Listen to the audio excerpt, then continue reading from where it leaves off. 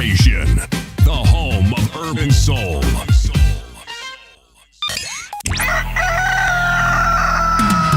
In the beginning, there was morning radio.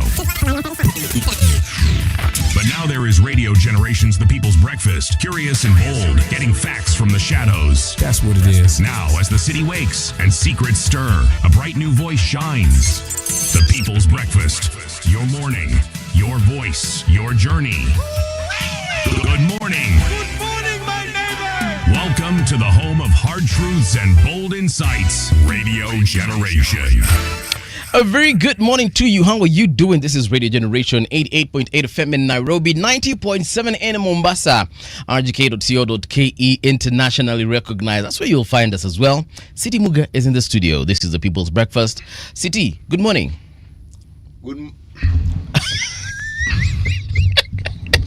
Good morning, Paul. Oh my goodness. Every single morning. Hii microphone ni kama ndasema they bolt it to that spot ama yako itokange kutoka juu. Hapana, hii ni sawa. Iko tu sawa ikiwa hapo. It's me who needs to. Yeah. To figure out where you will haya. Uko vipi lakini? Nashukuru. Unaona sasa nimeshika mita. Yes. I'm very well, thank you. Uko tu sawa. Na wewe? Mimi niko fiti. It's Thursday. Maisha yako namna gani? Maisha yako fiti, bro. Really can't complain. I mean, we have a lot to complain about, but why would you want to complain? But yeah, exactly. We'll just keep it. Complain. Will something actually improve? Complaining is part of venting. Wewe jibu swali bwana. Something will improve, yes. Well, like what, for instance? The mood. Actually, it will improve. For how long? Even if it's for a moment. However long that moment will last. Yeah. Yeah, but at the end of the day ni vizuri kufungua roho. Tunaambiango do not usifungie mambo juu huwezi jua unafungia alafu nini kitafanyika. Sijui kama uliambiwa hivyo City. Wajua hawa watu ambao wanakuambia hizo vitu hatujajuana, so they introduce. Okay, I am one of them. Acha nikwambie City.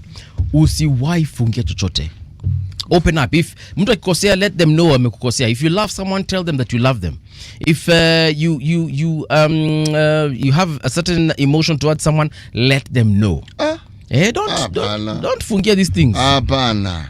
That is not necessarily where there's some people at the moment where there are things about them that I find completely unpalatable. Okay.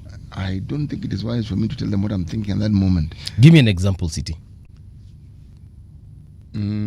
Yes. I'm thinking of an individual, right, whom I used to find completely and absolutely ludicrous in the way he looks at life, in the self-centeredness of the way he approaches life, and worse, the way he treats people. Okay.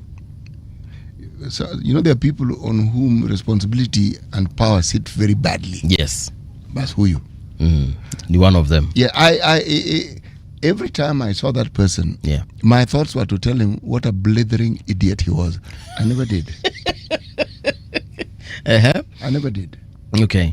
I decided to think and ask, why does this guy behave this way? Then I figured it out. So I relaxed. So you wouldn't approach such a person and just tell them, City, kuna vile I find you a bit rude towards people. No, that I did. Oh, that I did. I found time. I would talk to him. I found time. I said, "Why don't you let me buy you lunch today, Chief? Prehistoric kidogo." Or yes. You see, that's what I'm talking about. Oh no, me. I thought you were saying. At the moment when I'm feeling that angst towards the individual, yes, I tell him what I think, and I'm saying no. No, of course you have to find a reasonable way of present exactly, and a reasonable way of presenting your case, because you might actually find that mtu akwangi akijua that he's being rude or being unfair or being that way that you think he's been. So I'm always for the opinion, and for example, if you love someone, specifically love, let them know. Kama ni dem, kama ni chali, unless of course ni bibi yenyewe. How do you get to know that you love somebody? Because the emphasis on love is, I am assuming you are referring to a very strong emotional feeling towards them. I don't trust emotions that much because they come and they go. Yeah. Yes. You don't trust emotions? Not that much. They come and they go, and they're fleeting. Yeah. I prefer to look at somebody from the point of view of my liking them, because usually I can logically understand why it is I like them. Feeling good towards someone, that one happens all the time, and there are very many reasons why that happens. Yeah. But liking, I can pinpoint and say, I like this person because of this and this and this and this and this and this. I resonate with them in this way. I don't like this about them, but I like this. Okay. Now that, to me, is, should we say, it's a process I relate to a lot easier. Okay. Yes. All right. I mean, again, we can all translate, or we can all perceive all these emotions differently.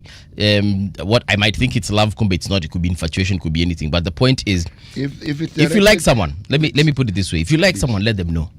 If it's directed towards somebody of the female persuasion, it may even be lust. Wait, what do you mean? What do you mean it might be lost? Last. Last. No, last. Hata wewe mwenyewe utajua last. No, people mix those things up. CT utajua last. No. Spelling najua iko tofauti. Nini? Love. Nini? Spelling. Sisemi juu ya spelling. I'm not talking about the alphabetical arrangement of the letters that form those words. No, I'm talking about you will know, especially if you're someone who's mature, you will know the difference between you will know the difference between love, lust, infatuation.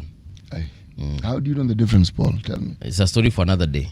All right. Story for another day. But the point here is usifungie mambo kwa roho. Nimekusikia, bro. Naam. Yes. All right. So I'm looking at significant events in history.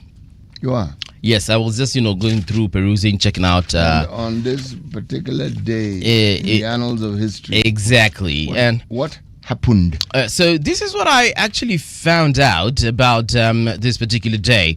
Nothing significant really that can pinpoint. Abana. Listen, can I finish my sentence? Yes, Abana. Yes, allow me to finish my sentence. Yes, Abana. Nothing significant that would point to something here in the 254.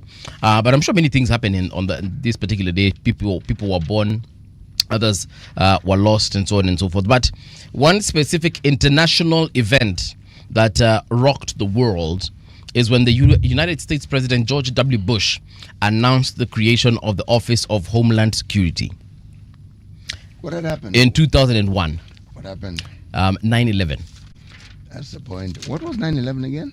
9/11 was the bombing of the Twin Towers, and several other places also attacked in the United States by people who are considered to have been terrorists when they hijacked planes and they flew these particular planes into those locations.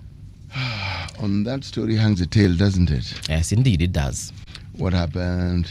So President Bush happened? Yes. Who made it happen? President Bush aliamua sasa Tumechoka. na akafungua Homeland Security. But the US has got many of these security agencies that actually deal with terrorism, but Homeland Security is specifically for homegrown terrorists. Homegrown meaning within the states of the US. So 2011 on this particular day, 2001 on this day, Homeland Security was born. Final proverb from Cape Verde. Wanasemaje? Hawa jamaa bana wanaongea hivi. An aging man gets closer to his land. An aging husband gets closer to his wife. Aging man gets closer to his land. Aging husband gets closer to his wife. Okay. In fact, my observation has been, when people are older than I am now, and say the spouse dies, and spouse says and wife Annie, that gentleman may not live very long thereafter. I've heard similar stories about also the wife dying. The husband is not far off from that fate. However, I've seen the opposite happen. The man dies first. The woman thrives. My grandmother is still alive from my mom's side, and her husband left us over 20 years ago. And she's doing well. And ako tu sawa. Actually, she's growing strong every single day. Inaonekana stress ilienda. No. My granddad had several wives. And my grandmother was the last wife. As I said, stress Zilisha, she was the youngest of them all. But she has lived on. and she seems okay. She seems fine. We talk on the phone. Her hearing is good. Her speech is fantastic. She can walk. She goes to the shamba. How old is she? To be honest, I am not sure, but I'm sure if she's not 90, she's past 90. Goes to the shamba? Yeah. Uni gym. Anaendanga kwa shamba. Gym. Actually, she has wafanyikazi wa shamba, but she accompanies them and works alongside them. As I told you, gym. Yeah, uni gym. The walking, right? Jamba. That sister is fit. I call her babe. Babe, eh? Big shout out to my babe. Yes. Yeah. Okay. You know, in Ukambani, your grandmother or grandfather is actually your husband or wife. Yes. It's African. Okay. And in many instances, you will find that the naming process, because you're named after probably your grandfather. I actually am named after my grandfather. So your grandmother will be your wife. Yes. That's the context. Yes. Yeah. But now coming to my dad's side, my grandmother, we lost her in May of this year. And my grandfather had passed on I think it was in 2002, if not 2002, 2020, either 2021 or 2022. Those days are usually scanty, the years rather, in terms of just pinpointing them. But alikufa wakati, then my grandmother died this year. But she died of an infection which, had it been taken care of, she would actually still be alive. Pole. Yeah, asante sana. So what I'm trying to say is that nasikianga saa zingine, you know, mzee akienda bibi yuko mbali sana, ama bibi akienda mzee yuko mbali sana. Actually, if you just take time and try and ask and talk to people, you will find that if the man dies before the woman, that woman tends to live a lot longer. Men or women live longer. Yes, they live longer if the husband precedes them. If the wife dies first, other guy is not going to live long. True story. Some do, but they're few. Yeah. True story. I want to give people shout outs. Najaribu kufungua huu mtandao wetu unaitwa YouTube. Kama hujafika pale YouTube, tafadhali, why don't you get over to YouTube and see what we're all about. You can actually get to watch us live on that particular channel. You can also get to see us live on our rgk.co.ke channel. So please head on over there and see what's been happening. Now, I'm looking for here we are. Kama unajua hujafika pale, well, salamu zitakupita. Kama umefika hapo, salamu zitakufikia. We have a couple of folks. Let me give a big shout out to Festi Royals, super fan, super viewer. Morning, my good people, tuned in from Norway. Maturity is to say it ikutoke, not going around buying chips. You see Festi and I, we have the same thought. Then John Mutu anasema, tell City I like him always. Tuned in nikiwa Doha, Qatar from Chef John. Thank you, brother. Chef John, sasa unaona ya at least amesema imemtoka. Nikienda Doha ndamtafuta. Nyaboki hapa amesema before tuinge rgk.co.ke Mbuvi, ask City the love language in the other century. So what does this viewer mean? Well, do you know the concept of a love language? Do you know what it means? Yeah. Nieleze nisikie, nasikia watu wakitaja na mimi concept ya love language, acha nikwambie venye mimi pia ninaelewa. Of course there's a dictionary definition of it, but basically there are some people who prefer to be shown love in certain ways. For example, there are those who prefer to be gifted. And this is actually for all the ladies. Ladies love gifting and men don't. Wait a minute. On their birthday, gift them. On Valentine's, gift them. On Christmas, gift them. On a random day when they are crying, just gift them. So women like gifting. That's a love language. There are those gifting who like, as in like receiving gifts. Yeah. All right. Then there are those who like what is this thing? Quality time. You spend time with them. Just take them out, watch movies together. Go on a road trip together. That's quality time for them. Where no one else is involved, not you and the kids, and then you call it quality time. Hapana, hiyo ni wewe na yeye peke yake. Then kuna wale wanapenda words of affirmation. You remind them every day, you're beautiful, I love you, you look good in that dress, I love that hair. Daily. Take this 10,000, go fix. Daily. Go change that hairstyle. Daily. Oh yeah. That is their love language. So if you don't do that, my friend, you are lacking in that love language. So nani anauliza hapa hivi, what is City, ask City the love language in the other century. So love language ya centurion ilikuwa gani, bro? Well, let me give you a response that perhaps is accurate. Let me talk about what I learned. Yes. And what I understood was a love language, given the definition you've given me. Right. It is an act of service. That actually is another love language, yes. If I responded positively to start off with people who I know, people who are close to me. Yeah. My 10,000 cousins, now nephews, nieces, they're not really 10,000, they're much fewer.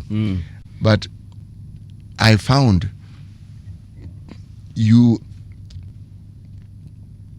position societally was measured within my community by how it is you treated your relatives, even if they were second cousins 3 times removed or whatever, but there was some blood tie somewhere, no matter how remote, no matter how faint.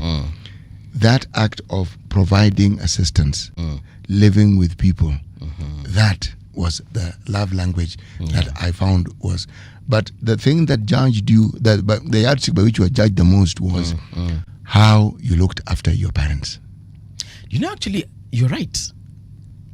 Because I see a lot of that in my parents and my aunties and uncles and actually even grandparents. You're actually very right. Acts of service, I think, was the biggest love language during your time. Yes, it still is. Yeah. The other one is physical touch. Kuna wale usipowashika bana wasikii mapenzi bana. Public display of affection, lazima uone ukishikana mkono huko kila mahali. Kuna jamaa enzi hizo zangu alikuwa Mtanzania, alikuwa anaitwa Mbaraka Mwishehe. Mwishehe. Aliimba nyimbo mapenzi yanitesa. Yes. Kaka Braza alikuwa anateswa sana na mapenzi. Bwana we. Na alizidi akasema wazimu alikuwa anamshika pia bwana. Yes. Anchizi. Bwana we. Yes. Sasa basi. That's about that.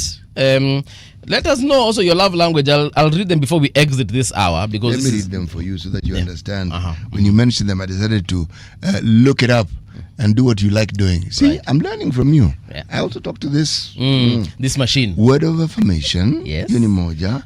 Acts of service. Right. Amen to that. Receiving gifts.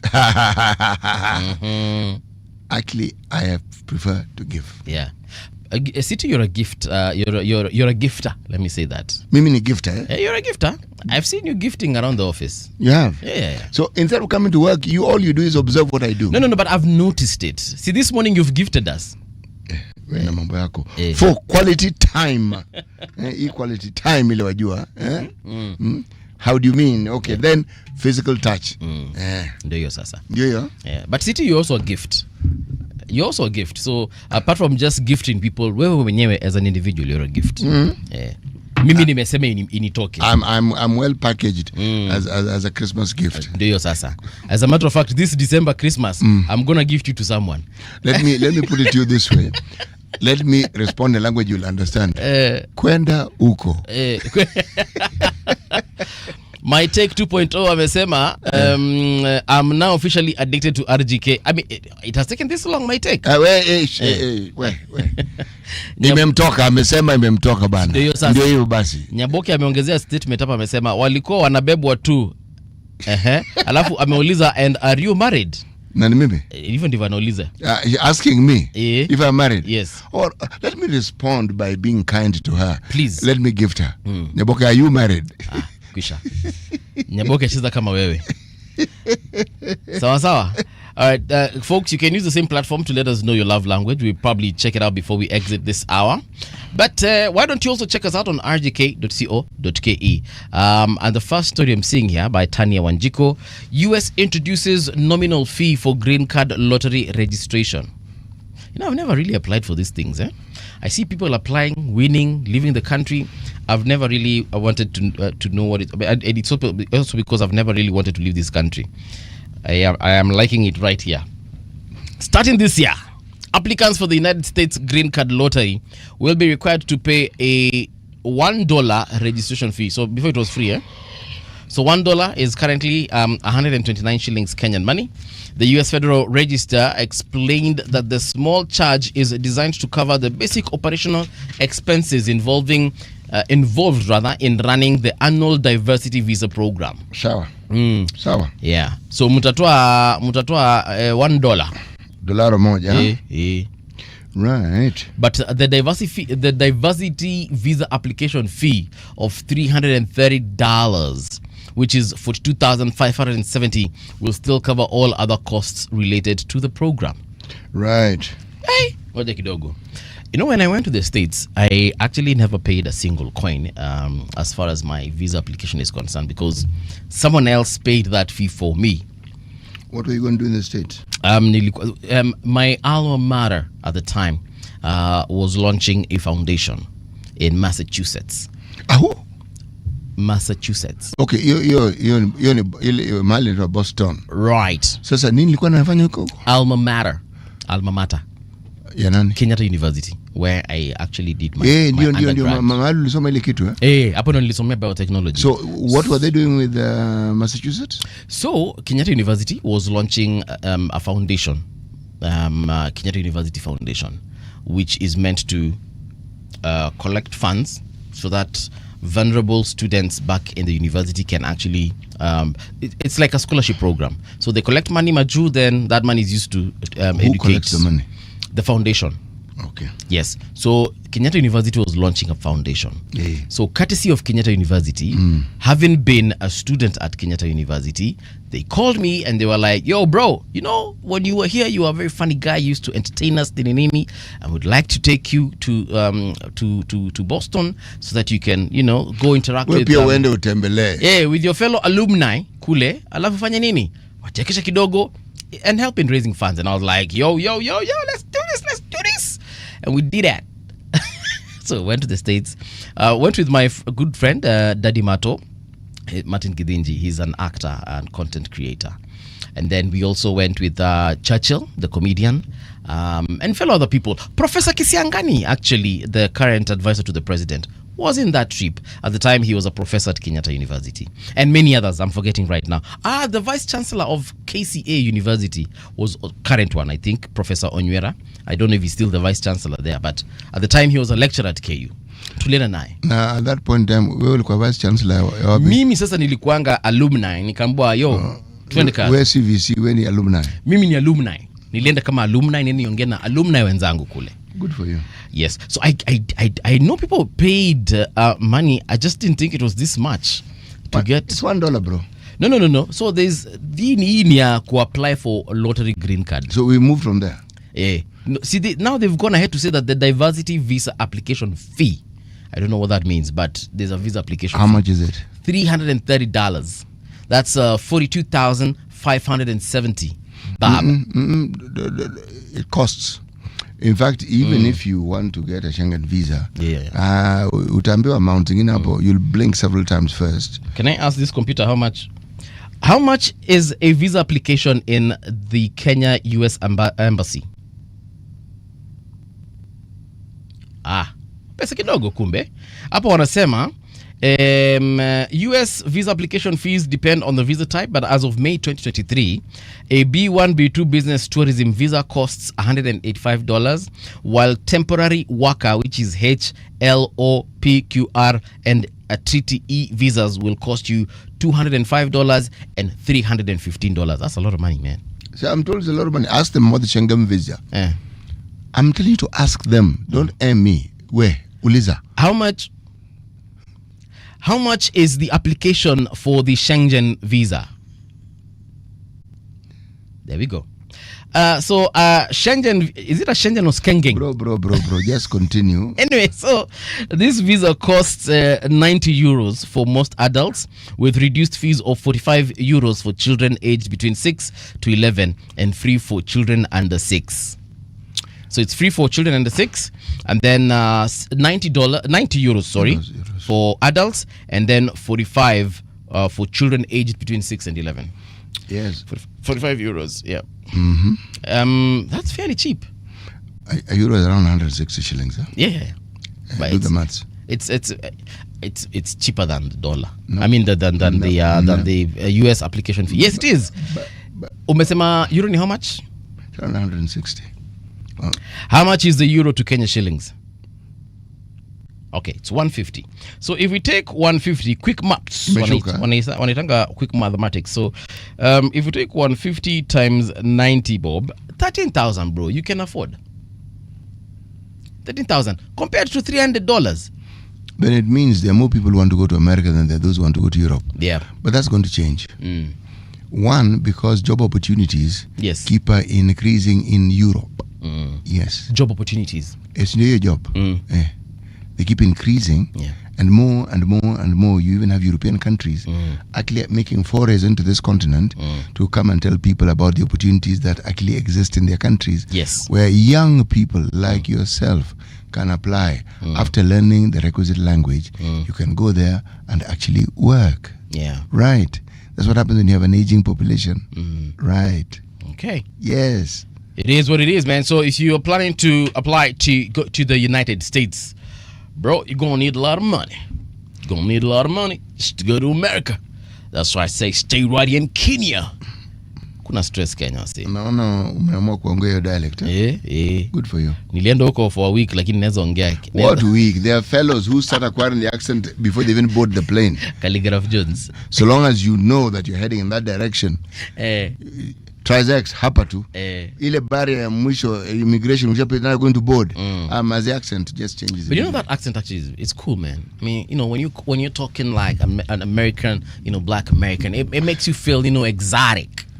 So you love language yako ingine. Kenya warns of escalating synthetic drug threat among the youth. Tani Wanjigi ametupatia story ingine. So Kenya is confronting a growing threat from synthetic drugs as officials warn that more young people are moving away from traditional illegal substances to new potent chemicals. The shift is sparking concerns over increased health risks and changing nature of drug abuse within the country.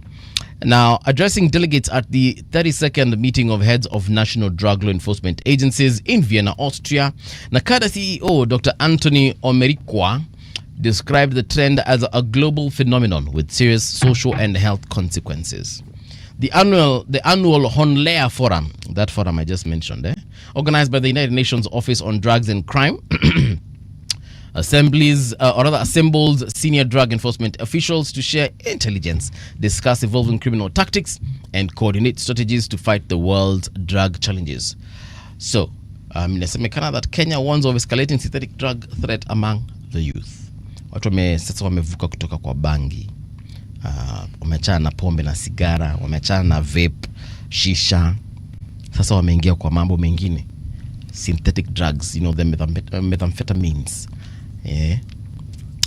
Crazy stuff. Those things that when consumed turns people into zombies. Yeah, so tukae rada, basically that is what NACADA is telling us. Tukae rada. One last story before we get into traffic. Betting mania in Kenya leaves families struggling with 88.5 billion lost each year to betting. 88.5 B. When you say loss to betting, yes, essentially you're telling us right, that is the amount of money that the betting industry has received, isn't it? Yeah. And this is minus the winnings. Perhaps, yes. I'm assuming. No. Either which way, it's a colossal amount. But remember, the government taxes these fellows. Yeah. So the government has some amount of tax from this money. So let me just read a paragraph.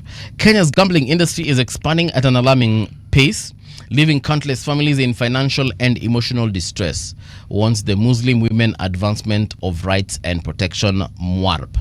According to the organization, Kenyans lose a staggering 88.5 billion annually to betting, with women and children bearing the brunt of the consequences. Wait, with women and children? What happens is if there's a man who is involved in gambling, it means family resources, as in money, that could have been used for... Yes. When you I was thinking women are into gambling. So you suddenly find there's a shortfall. There are things you can't do, there are commitments you can't meet, because in Swahili we had a good name for it. Pata potea. I believe bado ni hivyo. Because it is. But you know, if you look at the promise of what you would get if you actually won a bet.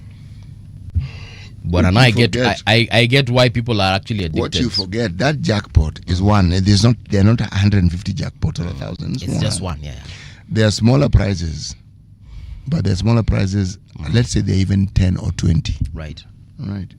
And when people bet, they don't bet once, they don't bet twice. So, and the price is still the same until it is won. Then they start again.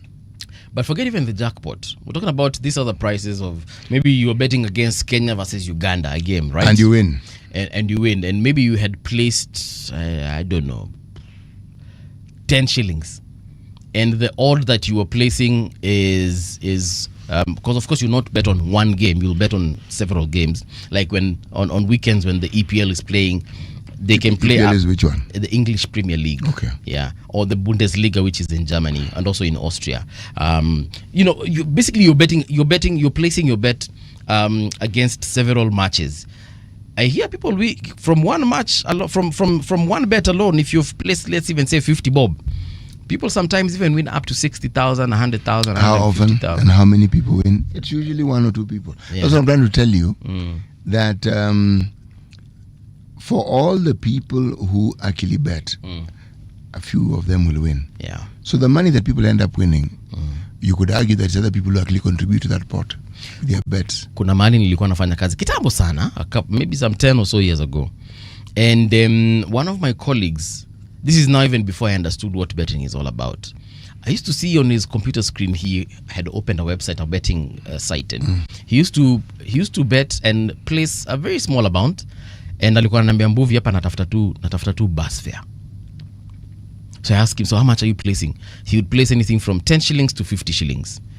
Yeah, and he would make 500 bob and every single day. You know? Yeah. It's a game of chance. Huh? And the reason why you find people keep playing it is because they have won at some point. Of course. There are times they even win an amount they consider sizable. Now that's what gives you the false impression, I repeat and underline, that you will continue winning large amounts. Unfortunately, it doesn't work that way. No. True. But remember the hook. If you are somebody who is inclined towards thrills and excitement, with the time you get addicted and you become a thrill junkie. Yeah. So the winning is good, but the anticipation is what drives you. Thinking you'll win, and you win, so okay, now let's make it more. Yeah. Believe me, what it does, there's a part of your brain that once you've ignited that particular, it will look for that fix. Yeah. You and the drug addict are not that different. Actually, gambling is an addiction. And it is a disease. All right. Wakati wa kuingia kwenye trafiki, folks, remember, do not bet. Soma your story katika rgk.co.ke so that you can understand the downfall of that particular tabia. All right. Let's check out what's happening on the roads of Nairobi. Traffic. I'm looking at a map of Ngong Road. Kuna shida yoyote. Kwanza leo hata sioni zile mapockets za traffic naonanga siku zingine. Yeah, you guys are good. Apart from one situation at the Junction Mall, apart from that, you guys are moving quite well actually.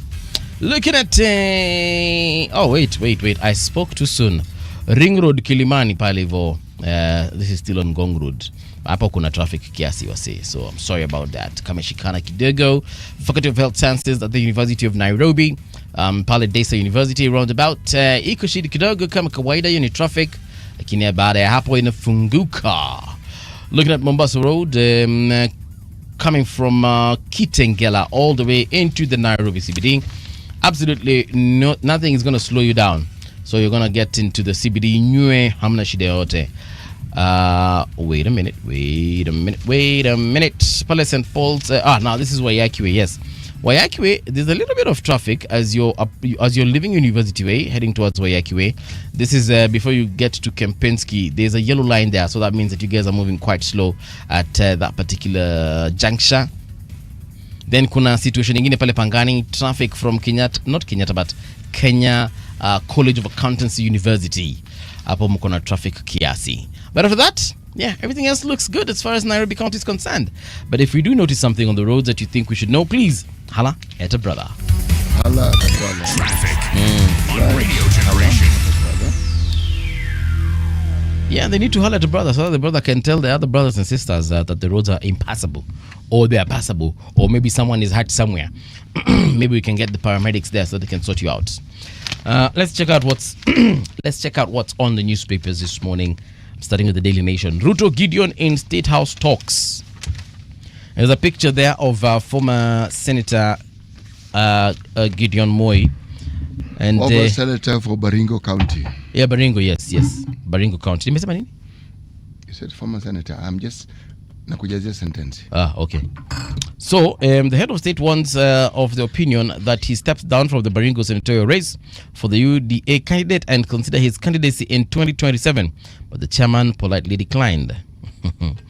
All right. That is the president and the former senator who might be the next senator. Church preaches wine and drinks it from a new bottle. The Catholic Church has adopted a new wine brand to celebrate Holy Mass. The change saw adoption of the South African brewed wine from October 4th. Check out that story on page 10. State House borrowed 95 billion in 4 months. How? You'd like to find out? That story is on page 9. Forged DNA tests, 10 million loan and a bitter paternity dispute. Stories on page 7. Outrage as Treasury PS snabbed House team 16 times. How do these people do this and get away with it? Do what? Snub Parliament and just, And what makes you think they get away with it, sir? Because inasemekana ya kwamba Principal Secretary Chris Kipto is under fire from MPs after failing to honor numerous invites to appear before a watchdog committee. Yeah. Does he have reasons for not appearing before the watchdog committee? Okay, let me start with a different question. Has he ever appeared before the watchdog committee? So that story is on page 6. We might revisit it in a second. Then hapa kuna story nyingine. Top judge fights bribery claims. A battle is brewing at the High Court in Nairobi as Supreme Court Judge Isaac Lenaola fights off bribery allegations. He has sued retired Captain Kungu Muigai. This story is on page 4. Now, at the heart of the defamation suit initiated by the judge are allegations that 1 million bribe influenced Justice Lenaola's 2004 ruling while serving at the High Court, in which he upheld a disputed finding that businessman Kungu Muigai's firm had consented to the auctioning of its land by KCB to recover a debt. The judge has denied the bribery claim. It's as though you'd think that there are people who actually accept. Yeah. Really? Have you ever seen a situation where somebody is charged or is accused of bribe and said, well, actually, something, I actually received the bribe? Doesn't happen, does it? What is in the Star? So the Star wanasema hivi. Front page. Treasury data. State borrowed 6 billion per week in 4 months. Okay. Yeah. How MPs crippled IEBC almost derailed the 2027 election. That story is on page 7. Financial mess. Busia organized criminal enterprise, say senators. What? Busia is an organized criminal enterprise. Busia. According to the senators, lip service. State locks youth special groups out of tender billions. That story is on page 45. And of course, pale tuko na picha yake Fred Matiang'i and Trans Nzoia Governor George Natembeya, who were condoling with Peter Munya following the death of his grandmother, Mama Mwakairo Rukunga. Pole sana, brother. Yeah. Let me show you the way Matiang'i courts Natembeya. All right, that is the headline. That is the headline. The Standard. All right. Why Kalonzo is most sought after politician. Once dismissed as indecisive, who on earth decided this? And mocked as a watermelon, for heaven's sake. Can't a man have more than one opinion? Kalonzo Musyoka has staged a stunning political comeback, has he now? Today, both President William Ruto and the opposition admit that that the Wiper leader holds the key to State House in 2027. This is good news. This is when media decides to give you a leg up, saying, well, a boost. Right. Bang in the middle of the paper. Whoa. JKIA cocaine trailer. As CCTV footage links a cabinet minister's aide to an alleged drug trafficker, the JKI cocaine storm has burst into the heart of the government, really. Fueling fears that Kenya's gateway to the world has been turned into a smuggler's corridor under official watch. Has it now? I don't know. What began as a routine expose on airport lapses has now spiraled into a full-blown political and security scandal, roping in high-ranking figures, foreign law enforcement agencies, and the nervous aviation sector staring at global scrutiny. This story is on page 6 and on page 7. Let me just mention this, okay? A chronology of things. October the 4th, seizures and misses. Detectives from Anti-Narcotics Unit intercept 41-year-old woman at JKIA minutes before the flight to Dubai. Investigation revealed she had swallowed cocaine pellets. All right. May 13th, 2025. That was May 4th. Reported October 2025. Damata dos Santos, traveling on a British passport but believed to be a Brazilian, cleared at JKIA but arrested in London with Class A and B drugs, including cocaine. February 19th, 2025. DCI officers seized cargo at JKIA with suspected amphetamines concealed in 10 large candles in a carton from Bujumbura, Burundi, bound for Australia. July 1st, 2024, anti-narcotics detective find 1.15 kilogram of methamphetamine valued at about 9.2 million, God almighty, concealed in a larger consignment at JKIA. October 4th, 2023, DCI seizes more than 1 kilogram of meth at JKIA hidden inside bicycle saddles in a consignment being shipped from Moroni. Is Comoros, Si kwetu Moroni. Moroni. Right, and bound for Jakarta. Jakarta iko wapi? India. Indonesia, bro. Indonesia. It just sounds Jakarta. But it's not far. Neighbor. Right, June 17, 2023, police arrest suspects and seize about 24 kilograms of cocaine packaged as avocados. Now, hey, my goodness, avocados, from bicycle saddles to now avocados. As in, 1.2 tons. God, then there's 1.2 tons of ketamine. Gosh. Yeah. There's reason for them to say that this is a problem, isn't it? Yeah, there is reason. But coming back to that whole issue of a minister's aide, they said the guy who was arrested a couple of days ago in the United Kingdom by the Metropolitan Police, I believe it was, apparently was captured in a photo with a sitting CS somewhere, and that photo has been doing rounds, and I think it actually not one photo. Yeah, several. If you are to believe what one has seen and whatever has been doing the rounds, it isn't one photo. Yeah. Yes. Yeah. So let's wait and see how this story unfolds. Let us do that, shall we? Hatuna budi wala kungoja. Right. Yes. But they say this, it's not as though nothing is being done. Kenya Airports Authority Chairman, the gentleman called Caleb Kositany, has moved to seize control of the scandal that has cast a pale shadow on the country's largest airport. So JKAA, Kenya Airports Authority. Yes, they're doing something about it. Yes. Well, I hope they tighten, because now if our JKIA will be flagged internationally, it will be difficult for us to get direct flights to some of these destinations that we actually do a lot of businesses with. For instance, New York ni rahisi sana watufungia tuambie msikuja huko. Heathrow, Gatwick, tutaanza kuambia tusiende huko. Schiphol in Amsterdam. Tutaenda tu, lakini the scrutiny will be serious. Itakuwa crazy, And then of course there's a whole issue of visa application. Now it's going to become even more rigorous. You know what is really strange about these things, Yes. Is this, It is because this particular hub was considered trustworthy and considered safe. So people who deal in these matters realize here the scrutiny is not as intense as places where there is already the understanding that people will try to engage in some of these nefarious deeds. Here they don't have that. So they figure, let's take these things through here. Yeah. But there have always been stories that have abounded with regards to this about when it comes to even shipping. Yes.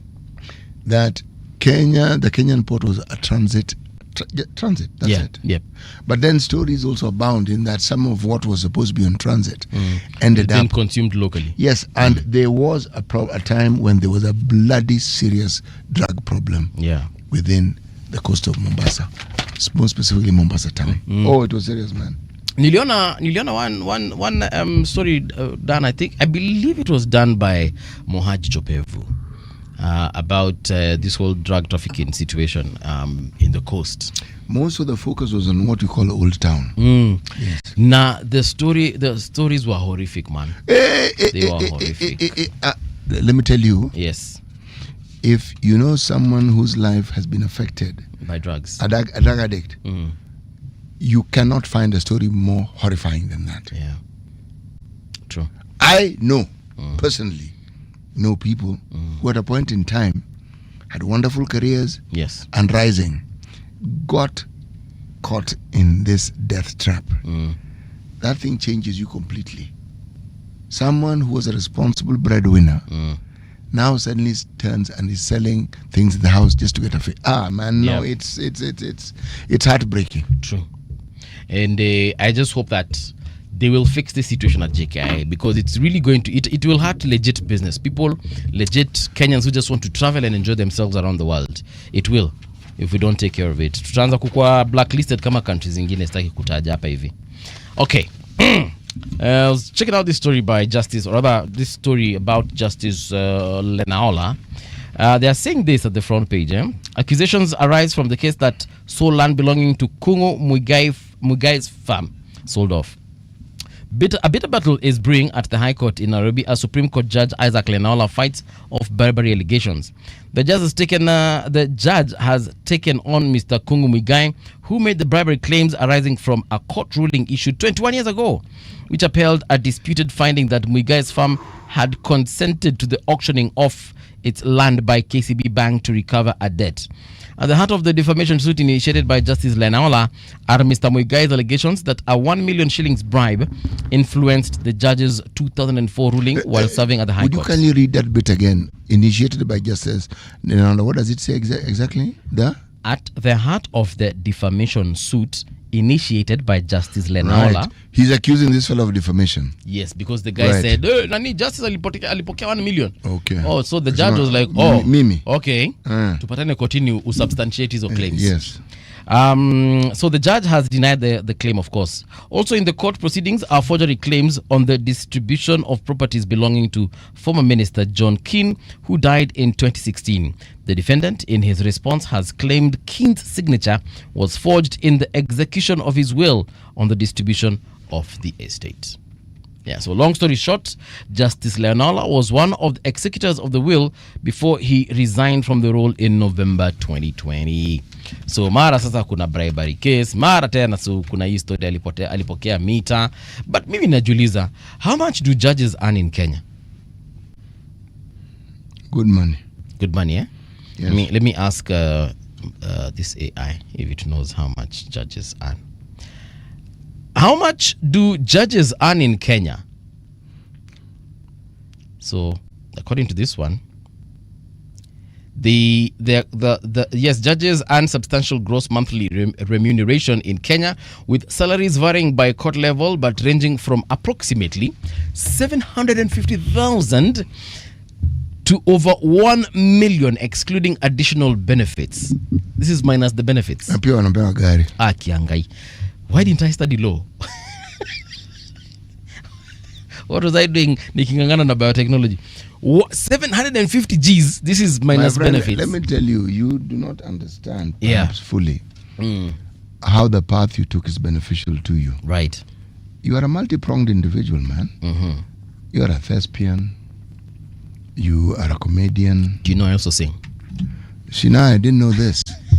And here you are working in radio. That diversity is unique, man. It is actually. But we'll talk about... So it means you are actually operationalizing your diverse abilities. Yeah. That is a good thing. All right. It reminds me of a VC I know who's also a musician. A vice chancellor? Yes. Okay. Musician. Anaweza imba, eh? Wacha kuimba. Kuna kitu instrument anacharaza. Yeah. Is it Professor Nywera? Let's get back to Lenaola. If you move towards Strathmore University, I'll get to know him. You'll find the individual. Nice. Ndamtafuta.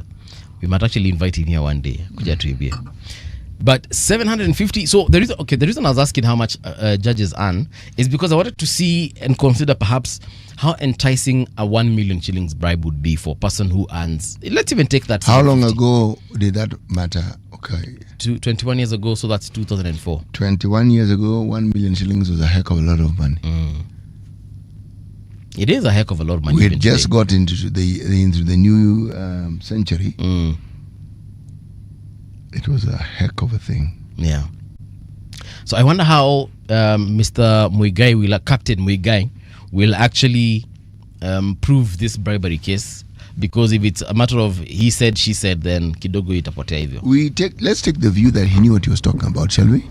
Yeah. And let's take the view that by the time he was preferring this accusation, he had supporting evidence, and that we will see whether it is indeed he did or he did not. Yeah. Yes. But you see, CT, I can also initiate a case to scare you into submission, scare you into accepting something, maybe a proposal I'm trying to give to whatever. Well, yes, that is a possibility indeed. Zile za nuja kupeleka kotini. By the way, if indeed it is true, it has very far-reaching consequences, either which way. But the thing that comes to mind is, one, we will get to witness the power that a sitting judge has, okay? Because remember, this case is going to go before the judges. Yep. And this is a Supreme Court judge now. One. On the other hand, if the good captain didn't have his ducks in a row, then we are going to look at how it is the full price of careless accusations can cost you. Oh, yeah. When you bring about something frivolous. But if it is indeed true, that's the third aspect, then we will see how our courts of justice treat a matter that involves one of their own. Yeah. Yoyote tutaona. Hii ni noma. Hii ni mzuri. Hii ni Premier League. Hii hata si Premier League. Hii sasa ni UEFA Champions. I think it's a different league. But this is what happens whenever we have these things. Anything that takes us to court gives us an opportunity to understand our legal system better. Better. I can't wait to see how this case will be concluded. And sometimes you look at a case and you think you think you have an inclination as to the direction it will take. Then kidogo hivi unashtukia pap out of court settlement. Again, that will be a clear indication of how our system works. When Captain Muga amesema, guys, it's like, you know what? I honestly don't want to waste the good judge's time. I think we'll settle this out of court. Then end up be a judge manze justice manze jo pole sana. Unajua mimi sikudhani kitu tutafika hivi mbali bana. But meanwhile, kalanchi kidogo hivi. Yes, cheki, acha tufanye hivi. Hiyo 1 million hata tusahau ulichukua. Hata hiyo story hata tufanye hata au kuchukua hiyo do. Wacha storyishe. As a matter of fact, shika 1 million. Ukanyagia story, alafu jaja mwambia ati hapana, you dragged my name into the mud. Naharibu jina yangu. So anything short of 10 million, we are going back to that court. And the captain is like, sasa bro, already I'm injured bana. Anyway, let's see how that goes. We honestly do hope we're going to see the conclusion that actually makes sense. And like Sitia said, 3 outcomes. We'll either get to see possible outcomes. Possible outcomes, yeah. How the courts treat one of their own. Then there's the fact that could he be guilty, or are we going to find the captain here guilty of libel, defamation? Actually, it is defamation, and we see how that ends. How MPs crippled IBC and almost derailed the 2027 election. That story is on page 7. Let me just read a paragraph or two about the story. No laws, no money, slow IBC progress. Leadership crisis directly impacted its core mandate. IBC is hamstrung by MPs' failure to pass crucial laws, even as chronic underfunding portends another election managed in a crisis. The Independent Electoral and Boundaries Commission annual report for 2024-2025 reveals a stark picture of an institution still reeling from the leadership vacuum that lasted for most of the financial year, and operational crisis, of course. The report seen by the Star details how delays by the National Assembly in passing electoral reforms have hampered preparations for the 2027 general election and left a trail of unresolved electoral issues. What is so difficult? Why aren't these guys being given money? The there are those who would argue that there is something afoot, that everything that you see from the time there was a delay in getting the commission, everything around it. But the problem is the commission, IBC, is at the heart of the thorniest matters that we deal in this country. It's called a presidential election. So everything around it is always a big hoo-ha. Always is. So now, I am certain that there'll be very many theories circling around that particular discussion as to why they delayed. But sometimes the money just isn't there.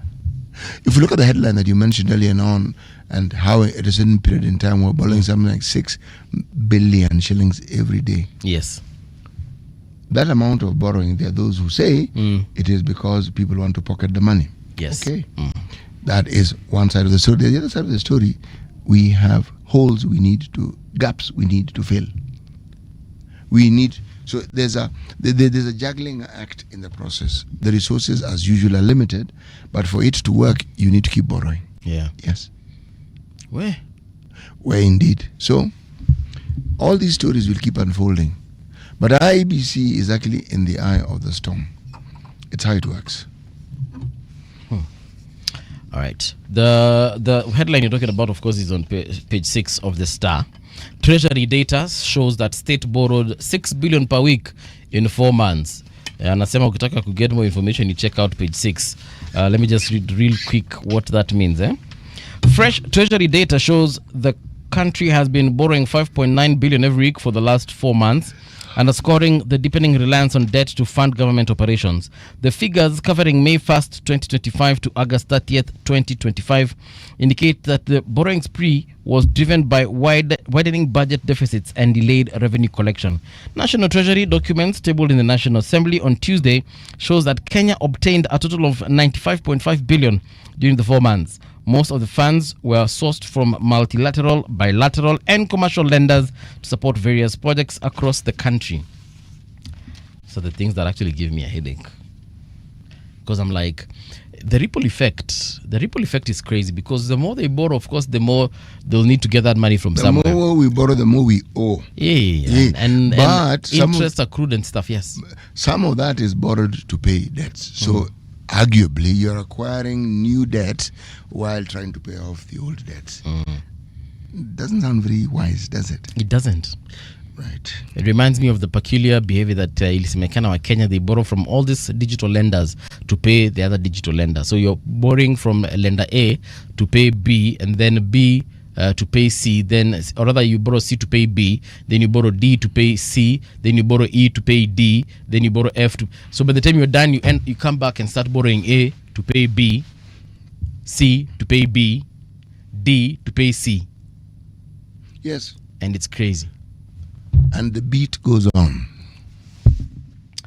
Iran Dunda on YouTube is saying, good morning, come to love this show, been stalking Mzee and see this is a great team and kazi mzuri for us. This is Ira huko Norway. Ameweka mkono ameshikanisha hivi na amekutumia big love heart. Na mimi pia nimeshikanisha mkono nikamtumia big heart. All right. Yes. Mbuvi and City somewhere in the corner of their house with the artificial brain. Why is my wife sad today? Surely hii machine ilikuja na ubaya. Oh my goodness. He's talking about the way I consult AI all the time. All right. Douglas Kibogong umesema City and Mbuvi plus the crew, fans of City, we are following him. Douglas Kibogong, karibu tena sana. And then we have Robert. Guten Morgen, City and Mbuvi, tuned in from Kabarak, ready for insightful conversations from this power tag team. All right. That's happening in the next couple of minutes. Remember, you can find us across all our socials. That is at Radio Gen KE on X, on Twitter, and on Instagram and LinkedIn also. We are at Radio Generation Kenya across the rest. That is Facebook and YouTube as well. Check us out also on our website, www.rgk.co.ke. That's where we'll be chilling as we wait for you to come and give us a very big shout out as far as this morning is concerned. Speaking of which, we are going to be introducing a conversation in the next hour. Why don't you get down to business and contribute? You can check us out also on WhatsApp. I'll be giving you that number as we get to the next hour. But right now, though, here is the news with Winnie Maganga. It's 7 o'clock. Radio generation, the sound is fine. Pump it up, turn it high all the time. Let the music move you, let's sway. Radio G's got your jam all day. Radio Generation, the home of urban soul.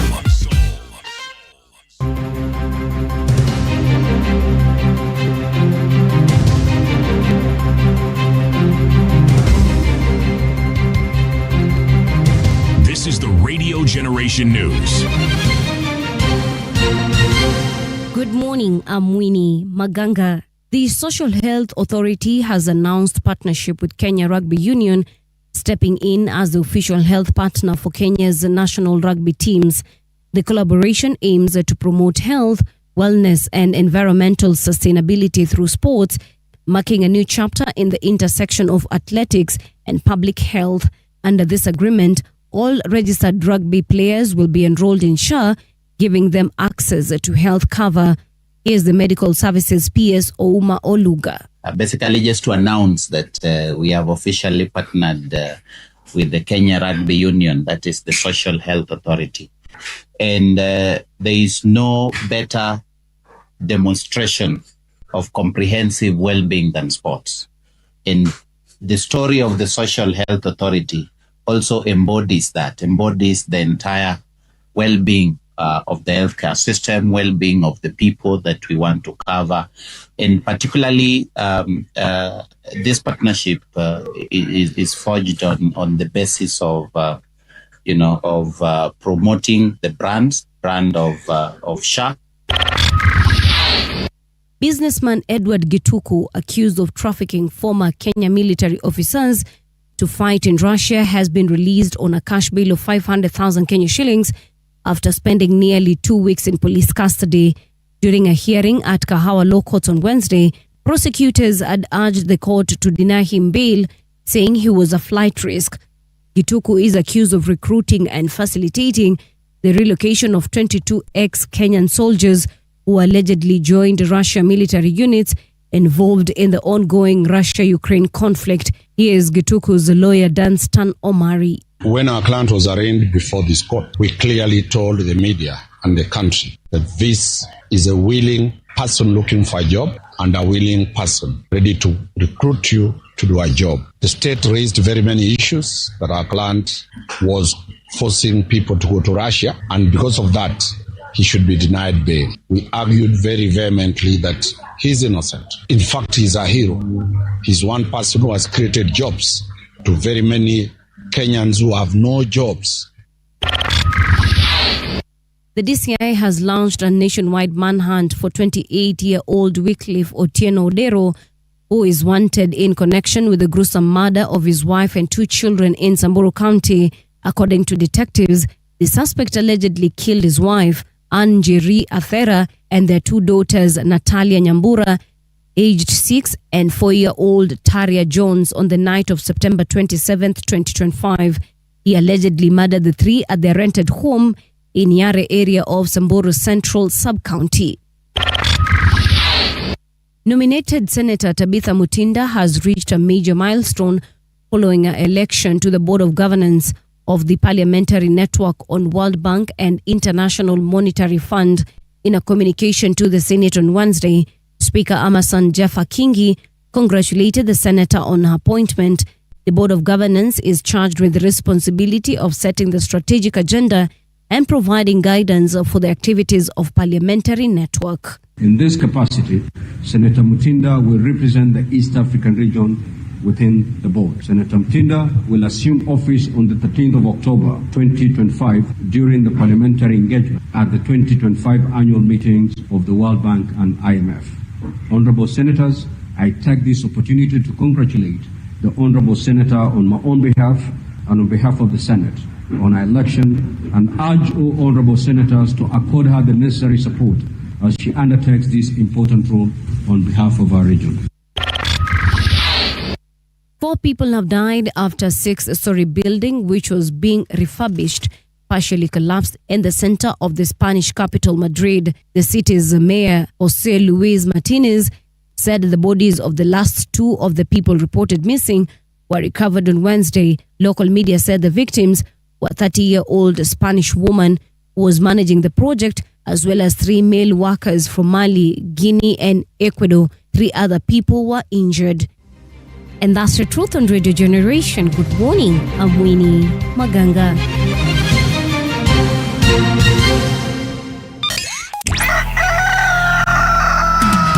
In the beginning, there was morning radio. But now there is Radio Generations, the people's breakfast. Curious and bold, getting facts from the shadows. That's what it is. Now, as the city wakes and secrets stir, a bright new voice shines. The people's breakfast. Your morning, your voice, your journey. Good morning. Good morning, my neighbor. Welcome to the home of hard truths and bold insights. Radio Generation. Welcome back. This is Radio Generation, the people's breakfast. It is now 6 minutes past 7 o'clock. My name is Mung'ala, Mbuvi. I'm with CT Muga in the studio. You can catch us on 88.8 FM in Nairobi, 90.7 FM in Mombasa. You can also, by the way, catch us on our WhatsApp. That is 0116-928-683. You can send a voice note. You can call in via that. It's WhatsApp. Don't call the line. Just call WhatsApp. That is 0116-928-683. We'll be glad to receive your call. Mombasa, like I said, it's 90.7. Find us on X. You can find us on Twitter, TikTok, YouTube, Facebook, kule kote. On all the social media spaces, we are definitely there. Again, that WhatsApp number is 0116-928-683.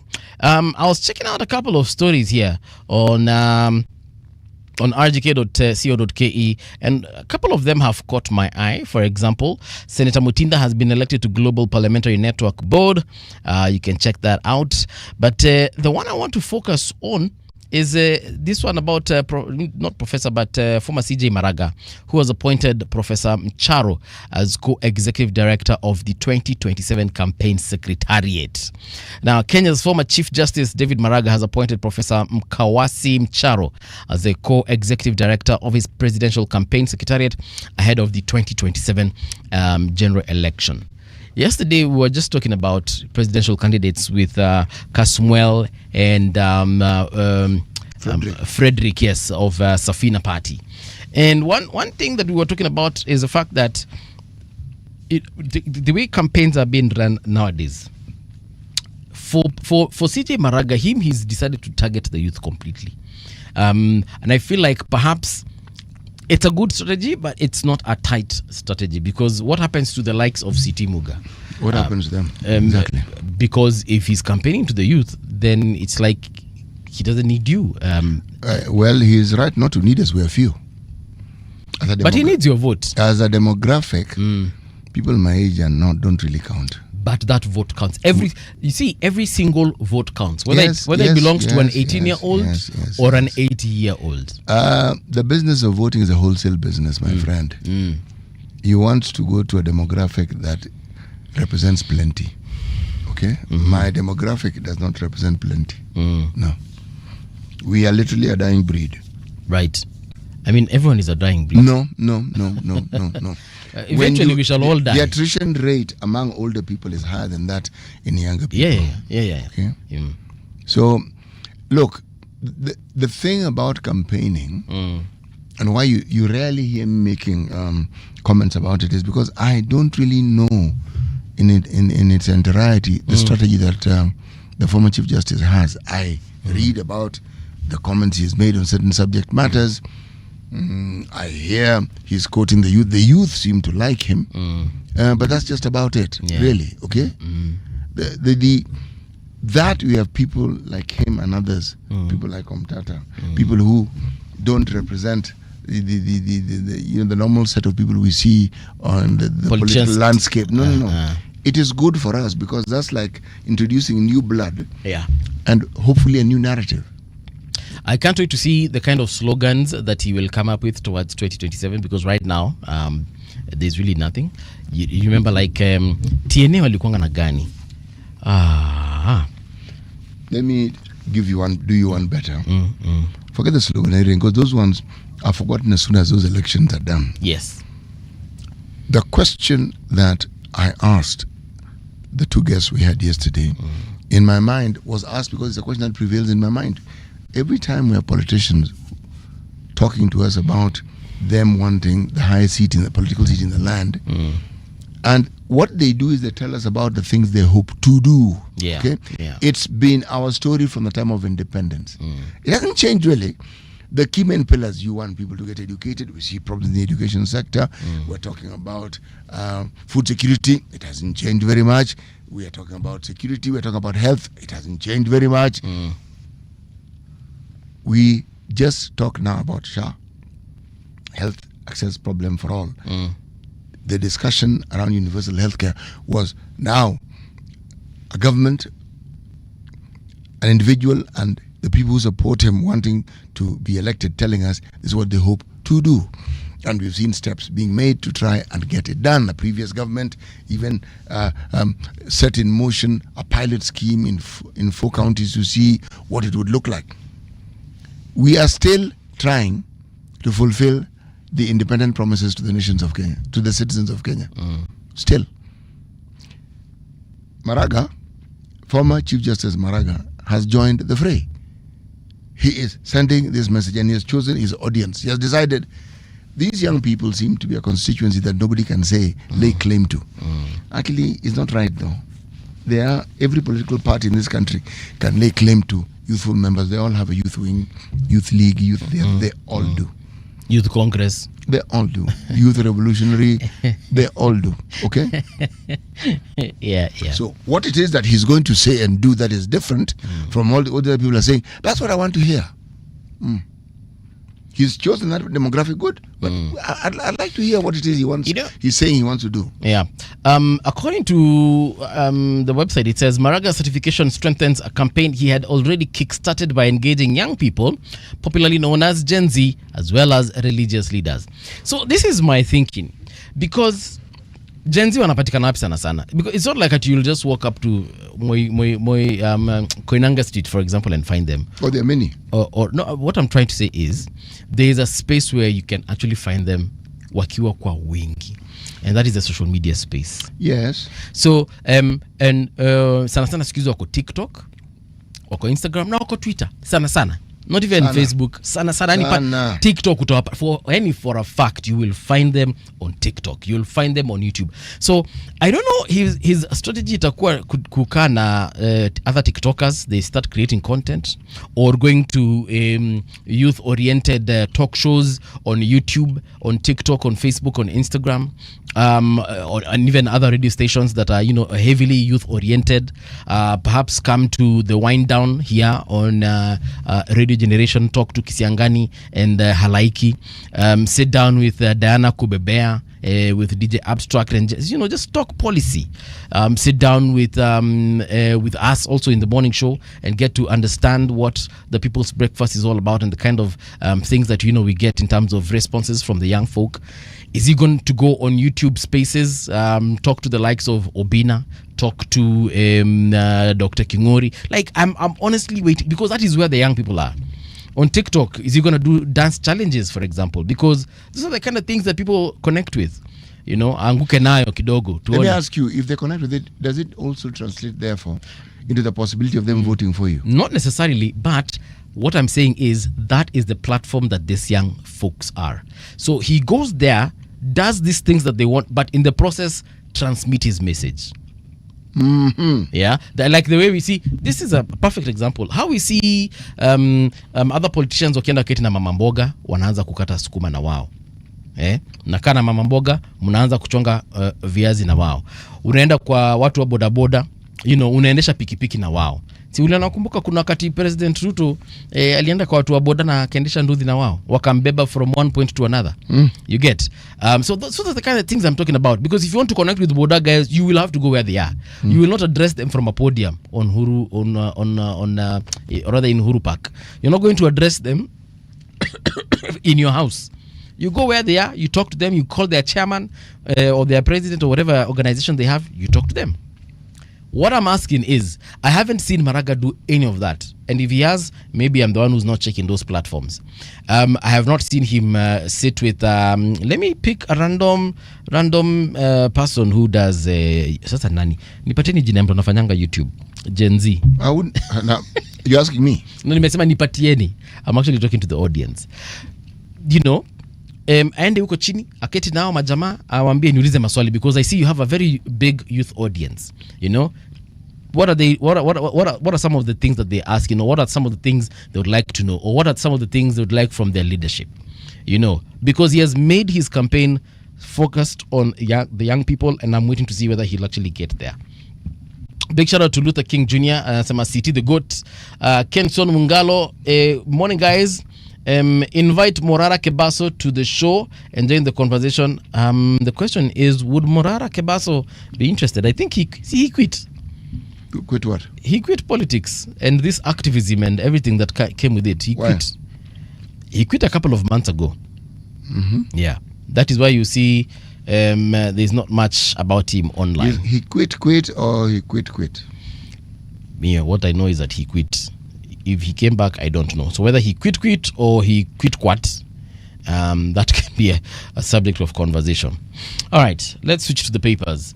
Upper front page of the Star, walikuwa wamesema kuna 9.5 billion which is being borrowed per week in the last 4 months, from sometime in May 1st all the way to 30th of August, according to that report. So page 6 of that report, let me just read it real fast. Treasury data shows state borrowed 6 billion weekly in the last 4 months. Fresh Treasury data shows that the country has been borrowing 5.9 billion every week for the last 4 months. The figures covering May 1st to August 30th indicate that the borrowing spree was driven by widening budget deficits and delayed revenue collection. National Treasury's document tabled in Parliament showed that indeed is the figure. Broken down, the country was borrowing 23.9 billion every month, 795.8 million each day, and 532.4 million every hour. Well, the Standard has something similar on page 5. They are saying state borrowed 95.5 billion in 5 months as public debt hits 12 trillion. You know, the Treasury actually updates the debt position in this country on a monthly basis. It's in the public domain. It's not a secret. All you need to do is go. No, and it's not as though you need to know someone. It's the public domain. It is a public debt after all. Yeah. In fact, the information around the public debt is in the public domain, actually. Yes. It's just that when you don't have a culture of seeking to read and to understand, then even if it's right before you, it will not, well, let's put it this way, it won't benefit you much because you simply don't bother to go and find it. Yeah. You would rather somebody tweets and sends you a one-liner explaining something that could actually be explained in 3 pages, that you feel you've received adequate information. Yes. The thing about our politics, and the thing that gets people elected, I'm yet to hear someone coming up with a narrative that is different from the narrative that people have had for the longest time. I am yet. Okay. Yeah. So when I hear it, then I will speak of it. But as of now, I haven't. I've always wondered. You see the way we apply austerity measures in our own lives, households or whatever, where you decide this weekend, because I'm probably used to go out every other weekend, I'm not going to go out. So the amount of money that I would have spent, I am going to save it and probably redirect it to food or rent or, something else, something different, maybe even fuel. I wonder what would happen if we did that in Kenya, like on a national scale. So what do I mean? For example, President aseme for the next 1 year, hakuna kutoka nje ya country as government, unless it is something extremely critical. But we had that conversation, didn't we? Yeah. Hold on. So that means even the president himself will not leave the country to go for events. Yeah. Yes. So if he needs to, for example, go to France and speak to President Macron, he just does. Atumie Zoom. Atumie Zoom. Ama Google Meet. Ama ampigie simu. Tumie bundles za 50 shillings. And they can talk for, nowadays, these telcos, can allow you to buy bundles for as little as 60 shillings. You can talk for free, or rather you can access the internet for free for about 3-4 hours. So you can imagine the president, 60 shillings. Speak to President Macron for 4 hours. Mtaongea mpaka mchoke. That way there is no need of going to Paris and going into hotels and eating all this expensive caviar, drinking champagne. Why do you have a problem with what you're discussing? Because you clearly have a problem with it. With them going out?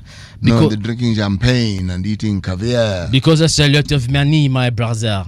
It's a lot of money that can actually be saved. You speak as though they go there every day. No, they don't. But every single time they go there, even if it's once or twice a year, yes, the amount of money they spend there is a lot. Yes, it is. And they just don't go to France. They will go to Italy, they'll go to Greece, God knows, they'll go to South Africa. And what is wrong with all that? I feel like some of these visits are not necessary. Okay, can you determine what is necessary and what isn't? Let me ask you.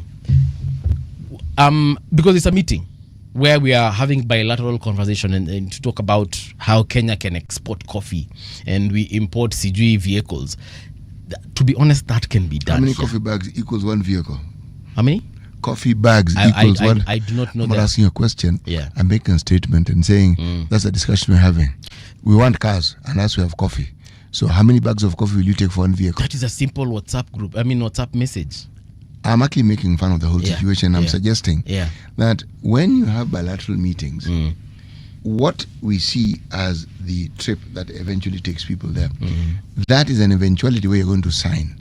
The discussions and the meetings that take place long before that are very many, and people don't necessarily travel physically when they go to those meetings. Not necessarily. When you have something like Unga, then the whole world went to Unga. Yes. Except you. Right. People in the media went. Okay. Everybody went. Where everybody means that's we're not everybody, just so that you understand, because we didn't go. Okay. Now, let's have a sober discussion about it. Please. Why do people need to visit other countries? Because it is expensive to travel. And especially for dignitaries such as presidents, prime ministers, ministers. It's expensive. Oh, it is expensive, all right. Why do they need to travel to other countries? Why? What is it that necessitates the travel, and what is it that makes it necessary to travel with such a large entourage? What is it? Oh, you're waiting for an answer? Well, if you have a response, I don't. The thing is this: if I am to look at what it is that I've observed over time, there are individuals who need to be on those trips because it's something they are literally going to do. It's a continuation of a process that has begun in time. Then there are the freeloaders. Okay? Somebody you want to do a favor for because politically they helped you somewhere. Somebody you wanted who has told you, you know me, I have never really gone to Paris. Just please. Okay? Those are the fellows who fill the plane. Okay? It is a culture that we have developed over time, and it's with all our political leaders. There is a reward system that we have. You can't employ everybody in government. True. You can't look at your friends in the county governments to employ the other everybody you want. But the one-off business where somebody you fly off to wherever it is you're going to, and there are a few people there they're actually just there for the feel-good factor. There's nothing specific that they're going to do. Okay. Now that is part of our culture, and so we say we stop these travels. Are we saying that if we stop having these freeloaders or these large numbers, something significantly will change in our debt portfolio, or it will change in the way we manage our finances? I don't think so. That amount doesn't really, it doesn't move, it doesn't push. You're saying it's a drop in the ocean? It's a small drop in the ocean, even if they buy new cars. But the mindset is what I'm worried about. Okay. Can I tell you why it's not just a drop in the ocean? Yes. State House alone in this financial year, they have been allocated, I think we read something to do with 2-point-something billion. Yeah. Travel alone. Yeah. And this is just State House. Yeah. Right. So our budget for this year is 3.5 trillion. What we expect in revenue is probably 2.7 trillion. It's actually 4.2 trillion. That is what we expect to spend. Right. But we are collecting something like 2.7 trillion. Is that not so? Okay. 2 billion shillings as a factor of 2 trillion. So it is a drop in the ocean. It is a drop in the ocean. Ngoja kidogo, sijamaliza. Okay. So this is we save on the presidential travel, the State House travel. We do the same to the other 22 or so ministries. Okay? Then we do something similar to the 47 counties that we have. Yeah? There is no need for Governor Sakaja to travel to Paris for whatever, and I'm choosing Paris as an example. Doesn't need to go to Paris, Italy, Greece, or whatever. We're going to And New York. New York is where we went actually. Yeah. But I'm just giving you an example. If we cut on all those expenditures across the 47 counties, state house, and across all the 22 ministries, we might actually have enough money to feed people in the arid areas. Jana tulikuwa tunasoma hapa kwa magazeti that 130 was it 180 or 130,000 families were at risk of starvation. Actually are already starving and at the risk of death. Yes. That money can be redirected there. We're referring, the reference was Turkana. Yeah. Yes. And then there's a whole issue of school capitation. We can save monies that can actually go to school capitation. And this is ada tujongelelea curbing the wastage that is happening, and of course the theft that is happening through things such as ghost schools. If we just decide for a year, CT, we be serious for 1 year to 365 days of financially, and tuseme, let's just see what can happen. And we do that, and we can actually accumulate all these monies.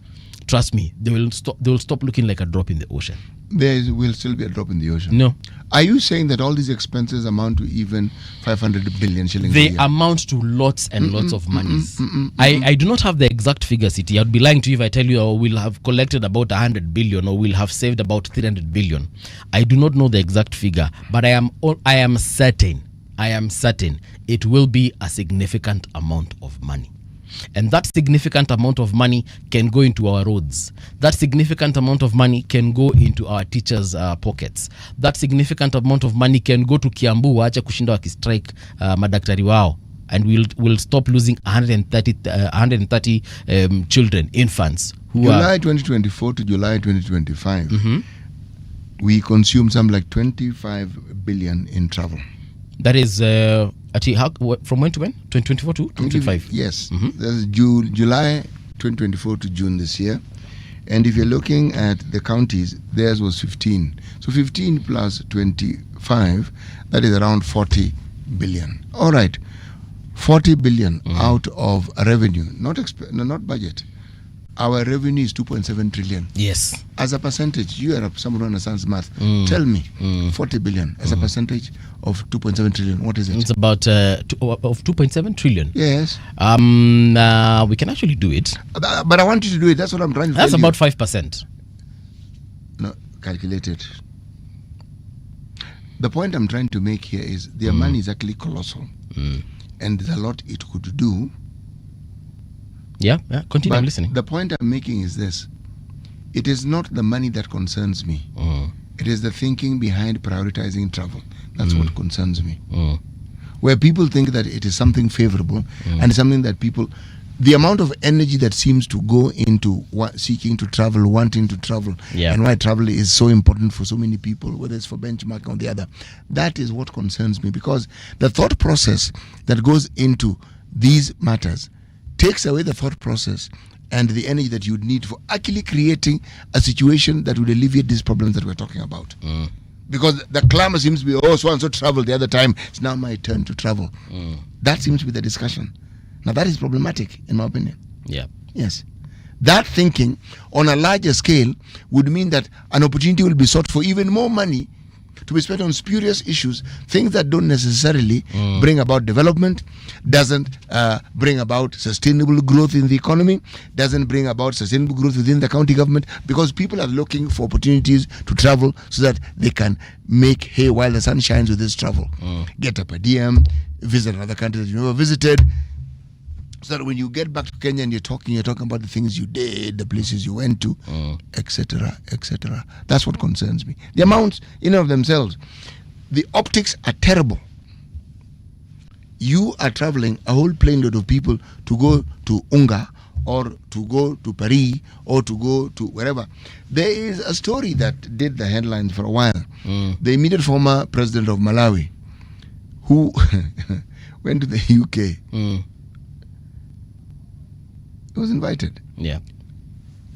Took very many people, plus his family members. And It was something he was even asked by journalists there. Said, but Chief, surely these people, what exactly have they come to do here? Okay? That thinking, when someone thinks like that, you have to ask yourself a fundamental question. Does this person really understand what is the best way of allocating the scarce resources we have? Because in all honesty, there is a place in this country where that 1 million shillings will do so much for. So much. Now, that, yes, is my concern. But that people travel, that it is 5%. No. That. Oh yeah, sorry. It's actually 1.48 something percent. So let's even say it's 1.5%. That's what I'm telling you, it's insignificant. It's insignificant in terms of percentages if you look at numbers. But in terms of what that amount can do, if you look at the country. Now, these monies end up in this particular way and in that pocket because of a certain way of thinking.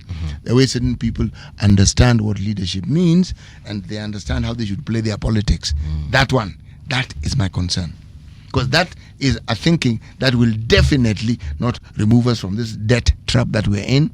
It will definitely not push us to what the economists call a takeoff stage, where we have an economy that is self-perpetuating and it's growing, and we have the wherewithal to actually be people who have sorted out our food security, the education sorted, health sorted. So what we pursued at independence has now, we can say it is now achieved. That thinking moves you further and further and further away from this. Doesn't bring you nearer. That's my concern. Yes. I want to read something here from the World Wonders. World Wonders says, official state visit expenses are usually paid by the country the president is visiting. Well, World Wonders, not all visits are official state visits. Sometimes it's actually us who want to go to this particular country, and we ask them if we can come so we can conduct whatever business we are conducting with them. So not all of them are official state.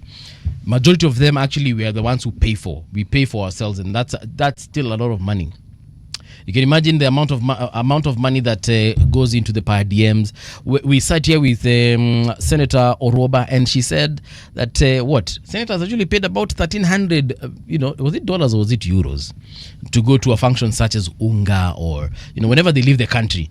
And 1,300 dollars. If we're just going with dollars alone, $1,300. That's what, about 169K.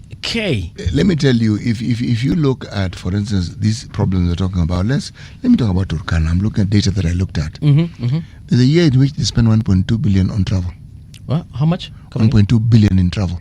1.2 billion. Yes, and then you're being told that people who are likely to die from hunger in that county. You're thinking, see what I'm telling you? The thinking is what worries me. Yeah. It's because Nairobi County spends something like 658 million on travel. And I'm thinking, where are you people going to?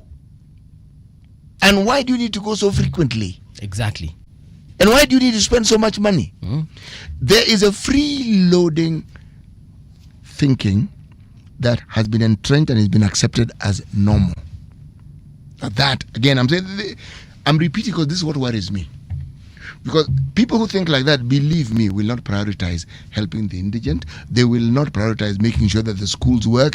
They will not focus on providing safe water for the citizens. They will not focus on making sure the city is clean. They will not focus on any of those things. They'll be focusing on the project that they need to be doing from the monies they're going to make from this travel, because it's a money-making enterprise. Yeah, that's what worries me. If you consider what the senator said, so $1,300 Kenyan money, that's about 169. So for the sake of mathematics, let's round it off and make it 170. Divide that by 2. That's about 85K. Yes. Now you can imagine 85. There's someone who actually. Yeah, there's someone who doesn't make that money at all. There are people who earn that money in a month and they consider it a good salary. And it is actually a good salary. Now you are talking about a day. Now you tell me. Someone has eaten hiyo mishahara mara mbili. Yes, a day. A day. Yeah. Now, you tell me, in a poor country like ours, when that is a priority of people you have elected to look after, one, your interests, your resources, and your welfare, and you're thinking, how on earth exactly do these people think? How can they? And it is not just a priority in my thinking. You can see from the actions a priority and the discussions. It's utter and absolute and undiluted madness. So, that thinking. Yeah. How do you divorce any group of people or any individual who wants to be part of the so-called political class? How do you get their minds out of this? Because we've normalized it and we've actually entrenched it. It's how politicians view themselves. That's why political folks will always, they will do anything to get that seat, whether it's that MP seat, woman rep, senator, because my friend, kama ukitoka tu Kenya hivi uende tu hapa Addis Ababa unakula $1,300, my guy, that's good money. So forget your salary, which is almost $1 million bob per month. So now here you have the per diems. If you can, if you go for how many trips so that you can actually get to that 1 million bob, you just need about 6 to 7 trips and you've made your salary. You can do those in a month. Now ukikuwa mjanja, if you align yourself correctly with the powers that be, you can actually be doing every month. Yes, you can. Several trips. Yes, you can. Today you're in New York, the next day the president goes somewhere, you're there. We notice when you travel to countries across the seas, you still get a per diem if you go to Uganda. Oh yes. And you can actually go and come back the same day and sleep in your house. But you will still get the per diem. So I'm simply trying to say, it's the thinking. And yeah, it's the thinking. And that's why I was insisting that perhaps we need to get to a point whereby we can just say, like, we just need a tough president. And I'll take some of the words that our brothers here used yesterday. A brave president to say, by then this financial year, hamwendi mahali.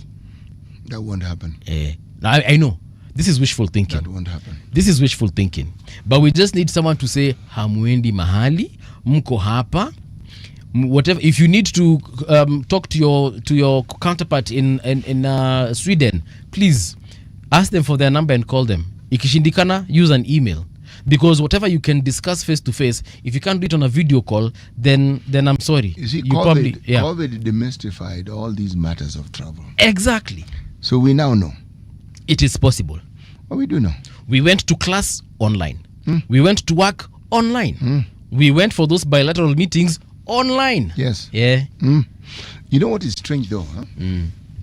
I was in primary school in the 1960s. Huh? And there were lessons we used to have on radio. I think when you go to standard 5 or 6, there was a radio in the headmaster's office and there was a speaker in the room. Lesson on radio. Now, Australia, I'm picking on Australia for a simple reason. Australia has some really, really vast lands. And my friend, there's some places where people have these massive ranches. You're far removed from any big settlement of people that we refer to as a town. The Australian outback. Kabisa. It's really out there and in the back of that particular country. Okay. If you get the chance, there's a series on Netflix called Territory. It's about the ranches you're talking about in Australia. Go watch it. It's actually a very interesting one. Ni series? Yes. I believe I have. It has 8 episodes. I believe I have. Yeah. Man, they are massive. Oh, yes. Whoa. Anyway, yes. My point is this. Right. Because of this, and children live there with their parents, and the need for children to have education was, they pioneered and got very, very advanced processes of educating people distant learning, okay, and making sure that it's done well. Why am I mentioning this? I'm mentioning this because the technological improvements that the 21st century has brought about makes it possible for us to do almost anything without necessarily meeting each other directly. Yes. And just as effectively. Even signing of agreements, you literally do not need to be there physically to sign it. Oh yeah, nowadays we have e-signatures. We've had them for quite some time. But the time I know it's been there for some time, it tells you it's been there for some time. Oh yes. Okay? Yes. And I even know what it is. Okay? Now, the discussion that we're having gets to the heart of what ails our country in more ways than one.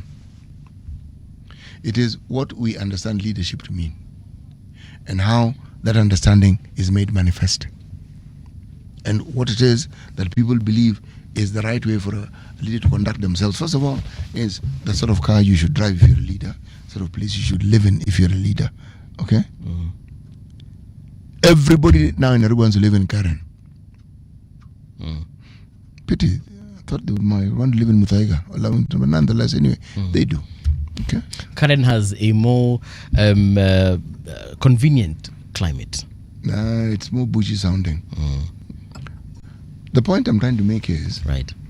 we seem to believe that in the absence of material trappings that we surround ourselves with, whether it is an extremely big house that looks like a school, whether it is a massive gazla, and if you can, several of them, and if you're really doing well, maybe a chopper or two, not too bad. Yeah. Perhaps a plane or two, okay? Maybe a house in Watamu. Right. Okay? Forget Mombasa. It's a villa in Watamu. Thank you so much. And somewhere on a cliff where the sea breeze sort of like wafts in your direction. Right. Now, and then a ranch or a farm somewhere. These are the trappings that then give someone the feeling that they have actually arrived. This arrival is an interesting thing. Now, if that is the focus of this leader or the wannabe leader, I ask the question, this is what I expect you to think about and answer. How much energy is this person going to spend in ensuring that you who elected them have their welfare as the priority? When his priorities are clear for us to see. Where do you feature in that priority? Clearly nowhere. Yes. When someone tells you that, and now since I'm a Mheshimiwa, it's very important that I think, the moment you're an elected leader in a third world country like ours, a poverty-stricken third world banana republic. Yes.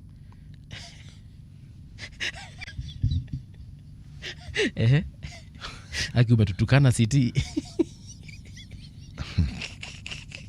Tumetukanwa. But that's what we are. Okay. What do you think we are when a very sizable number of people on our population have no idea what they're going to eat today? Not tomorrow. Today. Poverty stricken. Today. What sort of country are we? Where are we when we are not certain that a fundamental thing called capitation to the university and to our schools will not actually arrive on time? So what are you talking about? What sort of country are we when we're talking about people who need healthcare most and have contributed to it are complaining about the service being inadequate? I'm simply saying the things we hear about on a daily basis, not once a week, daily. Okay? These are the pain points. So these aren't pain points in countries where the government have taken the time and bother. That's not their discussion. They discuss other things. Health you take for granted, it will be sorted. Yeah. Education you take for granted, you choose a school, you go and learn. It's taken for granted. Okay? It's not taken for granted here. And that is why WhatsApp has become a crowdfunding utility. Application, yeah. It's exactly. So I'm simply saying the reality of our country is before us. So if we go back to the discussion we're having about people like Maraga trying to quote the youth. Okay, simple question.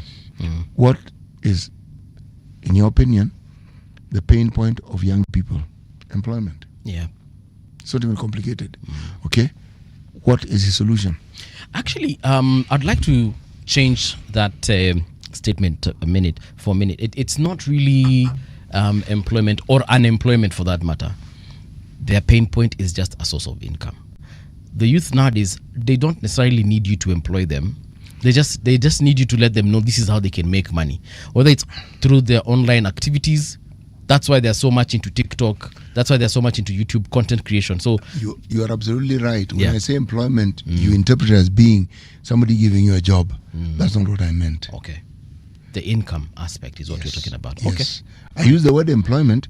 It's delightfully generic, and it points to the very same thing you're saying. That when you talk employment, you talk about an income coming in. But perhaps I should abandon it and focus on what you said and say they want to be able to eke a living. That's exactly what they want. Yes, and they want meaningful engagement that would bring about that. And they're not necessarily looking for someone to give them a job, but they're looking for an opportunity. Right? Do we see that in abundance? We don't. Yes. So And that's why they're very angry, for instance, when the government decides to introduce conversations where it will lead to them being taxed, that digital tax. But anyway, a conversation for a different day. But you get what I mean? Because they're thinking we are really struggling, and the few places and spaces where we can actually get money, they are very small, and they're already constrained as they are. And back to Maraga, good question. How is Maraga going to, and any other leader for that matter? we'll be asking Jimi Wanjigi the same question here. Yeah. And ask him, brother, this is good. You are now party leader. Tell us. Watoto watatoa pesa wapi? This discussion that we have where we are always talking about other politicians and what they are not doing. No. For me, no. I'm not having that discussion. I'm not. Because a politician and wannabe, whatever caboodle they fit into, you are not going to come and tell us about what we know. We live here. Yes. Tell us something that points to a solution. Please. Please. All protocols observed, please. Is there a country we can say that has cracked this code of helping its population on matters, how to earn an income, whether it's through employment or otherwise? Entrepreneurship. Yes. Ghani. Estonia. Estonia, but they have the and I could be wrong on this, but they have an advantage. The advantage they have rather is they have a very small population. Yeah, there are countries who have a small population and still can't solve the problem, man. So that's the size isn't the issue. They were smart enough to understand that the pillar on which you want to ensure that all these things that are considered basic are met through an education system. That's really the key. Yeah. If you look at countries that have done well for themselves and grown, look at the focus that they give to the people they employ or the people they engage within government to teach. They have some of their brightest, best educated. So they attract the best as educators. That's what they attract. Now, yes, what sort of output do you think they're going to get? People who understand the need to train minds, the need to focus minds. So these are people who are always coming up with things that change lives of people for the better. And you see it, and they keep up with the times. The education system. Then when you look at something like security, it is the same. These are countries where you will actually find that to actually be a security officer, you really need to be educated, and you need to be somebody who did very, very well in academics, and then you're remunerated well. So the trappings that we look at as a sign of doing well, they all have it. So in terms of, we understand some of these key areas, some of these fundamental pillars that we have. Teachers, we know, are paid badly. Police officers, we know, are paid badly. Okay, we know. We accept. So these people who are paid well, this contribution they make to the economy, is it that they make a better contribution? These people, the answer is no, they do not. And they are the ones who are charged the responsibility of ensuring that this equitability is actually in place, that these opportunities that we say that should also be equitable are in place. But that is not what they do. Go back to what we were discussing earlier on about the focus. So,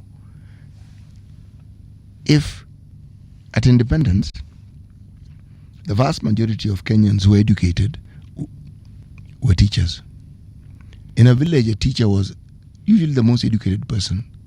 They were respected and loved. Look at the people who came out of that system, the commitments they had, their patriotism, just the way they understood nationalism. Then somewhere along the line we figured, this education. People want to teach. You make sure that people who probably didn't get what they wanted, so you throw them and say, guys, why don't you do education? If they can't make it to education, then you say, what did you do? You didn't get the cutoff point. Okay, well, why don't you apply to be a primary school teacher? Okay, if that fails, then maybe we didn't call it ECD, but nursery school. But if that fails, why did you join the prisons? Why didn't you join the police? Now, just look at our thinking. Or join the army. Yeah, that's where we discard. Paul, you want the country to be a certain country, certain type, and some of the key pillars that makes a society or puts it on an even keel where they are constantly on an upward trajectory of change for the people and for the betterment of each individual's lives, with a continuous growth of opportunities. And then the people who are supposed to help build the building blocks of this are people who enter that particular field already disgruntled. They didn't want to teach, but they were given education. And there's a person that you entrust in the life of your child to, this disgruntled element. His attitude will pass on. You then get a generation of children who start by burning libraries where they're supposed to learn. Then they ban labs. Then they go absolutely crazy and they go around burning dormitories and children die. There are things we set in motion, and we never really set to think of the consequences of those things. When people started telling others in the Kanu era that if somebody offers you money, just take it, it didn't occur to them that you're going to be introducing a monster that is going to grow and consume all of us. And you can't, that genie, once it leaves the bottle, you're not going to be able to put it back. So here we are now. Imetoka yo. So here we are. We have entrenched bribery. Yes. It is part and parcel. We give it different names, but essentially that's what it is. Okay? We have entrenched now a situation where we understand that you can actually ignore the law. Oh, yes. The whole purpose of the law and why it works and why it's such a beautiful constitution, you hear me saying this over and over, and I'm going to repeat it. The pact and the understanding is that we will all adhere to it. That's when it works. The moment we don't, and if the example set by people we think and hope and pray would lead by example, if the example they give is one where they disregard this very process, just give us time, we'll join them. Liechtenstein, a country in Europe, has a population of 40,000 people. Yeah. In that country, essentially it's a town. Yeah, it's so what you call a city-state. City-state, yes. 40,000 people, and almost everybody there has something they do. And guess what? They also allow people from the neighboring countries to come in, work, and then go back to their countries in the evening. So they have this, it's like in Kenya, assuming Kenya was the size of Nairobi, you allow people from Uganda, Tanzania, Ethiopia, Somalia to come in, work, and then at 5 p.m., they go back to their countries, and in the morning, repeat. Everyone in Liechtenstein has got a job. And this is what happens in case they need expertise from outside that city-state. They will look for people within the European Union to come and work. Because they're in Europe. Yes. And if they do not find someone within the European Union, that's when they will go outside the European Union and advertise that job such that now anyone from anywhere in the world can actually come there and work. Another city, but now this is not a city-state, it's a city within Switzerland. It's called Albinen. Albinen is now allowing people to go. This is now immigrants. You can go live there, and they'll pay you 25,000 euros per year, per family. I don't know if it's per year or per what. Maybe it could be a one-off amount. I don't know. I'm not sure. To do what exactly? To live there. To live. So it means they don't have people. Yes, they do not have people.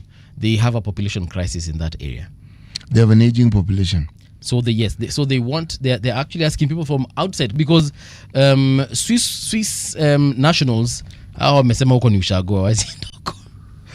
So the government of Switzerland will pay you 25,000 euros but there's a very strict criteria as to who can apply and actually get that particular. But the point is, they actually have those opportunities even for outsiders. And for me, I'm thinking, here we have got a different set of problems.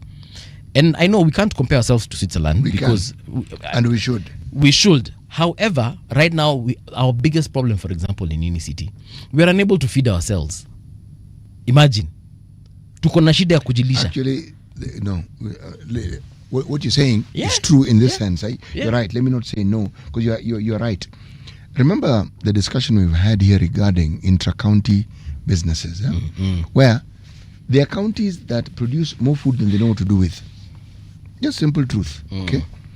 Surely, does it not make sense that this council of governors have this discussion around each and every county, looking at this and saying, guys, how do we make sure that the benefits that we have in abundance is formed into a business idea and a concept that when it plays out, enables us to trade with you because you have this which we don't, or you have it in more abundance than we don't. You have this, so that the issue, the issue at hand is: does this country produce enough food to feed itself? It can. Can we produce enough food to feed ourselves? Oh, yes, we can. Yes, we can. So, okay, what then do we need to do? Simple question. Forget importation. Can we? And what plan do we to make sure that we feed ourselves? We start there. There's a lot of talk about food security, but it's hodgepodge. Mara, what? Mara, then Mara. There's always something that gets in the way of an idea that. That is why at the beginning of this conversation I told you it's the thinking. The people who are supposed to think about these things want to travel. That's the focus. And there's some arithmetic that involves Kenyan shillings that is involved. That is the same mind that is supposed to provide the solution that we're talking to about here. How does a county spend 1.2 billion shillings a year travel? Where are you going to? Na mnaenda kufanya You know, nini? what business do you have traveling out of the country when you have people who are dying from hunger in your own county? The people who elected you and the people who need that. No, surely. We've got something wrong here. Yeah, we do. And that's why when I look at a headline that says we have borrowed 95 billion in 4 months. Five. In 5 months. Now, the debt at 2022 was 9.5 trillion. We're now at 12. Yeah. Lovely, isn't it? And then now the Kenyan Mwananchi who looks at his or her payslip, and these are the ones who have a payslip. You talk about the declining payslips. Yes. The one which has introduced a reducing factor. Oh yes. Yes. So when you look at your payslip, you're barely struggling to live on a single day on a single day. Then you look at your governor, your CS, even the ones that actually come from your area. You know, the mtu wetu syndrome. Yule mtu wenyu mlikuwa mnapigia debe na mlikuwa mnasema huyo mtu wetu akishapatiwa kiti tutakuwa sawa. My friend, we have Kamba MPs in parliament, but I see people not in parliament, but in government. Yes. But I can tell you, even where I come from in Kitui, kuna watu wanaumia wako bure bilashi. Wako bure bilashi. There's a CS in government who is from Machakos County, but kuna mtu Machakos analalanga njao na daily.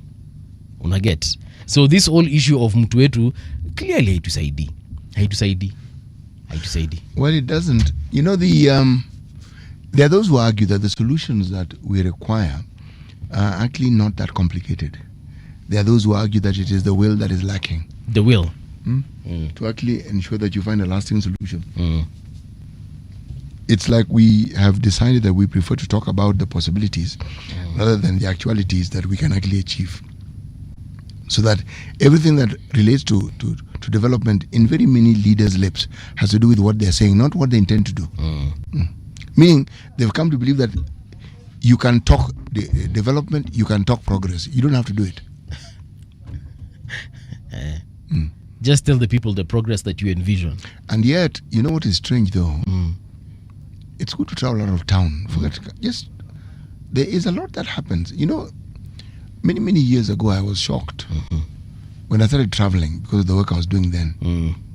You cannot imagine the shock I had when I would travel. Man, I would find clinics, hospital facilities. There's a place I went to where there was like a tree growing almost in the middle of a house in a health facility. So I'm wondering, how long has this place not been inhabited? And you can see the plan that was there to build that facility. A nice facility. Yes. There's one house I was told, this one, you know, a snake lives there. I'm trying to I'm telling you a live story. A snake lives here. Yes, now I wasn't going to find out whether it lives there or not. Yeah. No, that I wasn't going to do. Okay. But it's a nice place. It was cool. There are trees, forest. There's another place where now the nurse actually live. And I'm thinking, in this remote place, the government actually built this. Oh yeah. Which means there are things that were done. But then you ask, if this was thought of and done in this remote place, what then happened?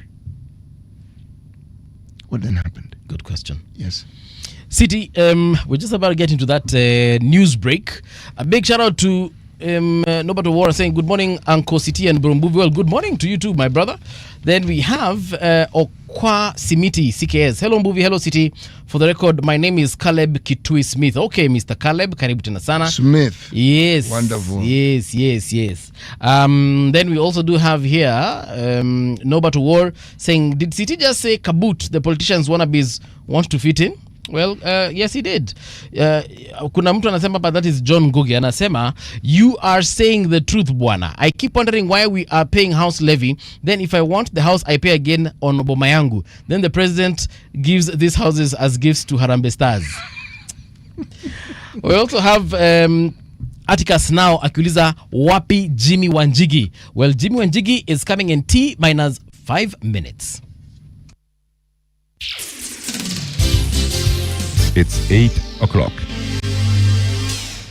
Radio generation, the sound is fine. Pump it up, turn it high all the time. Let the music move you, let's sway. Radio G's got your jam all day. Radio Generation, the home of urban soul.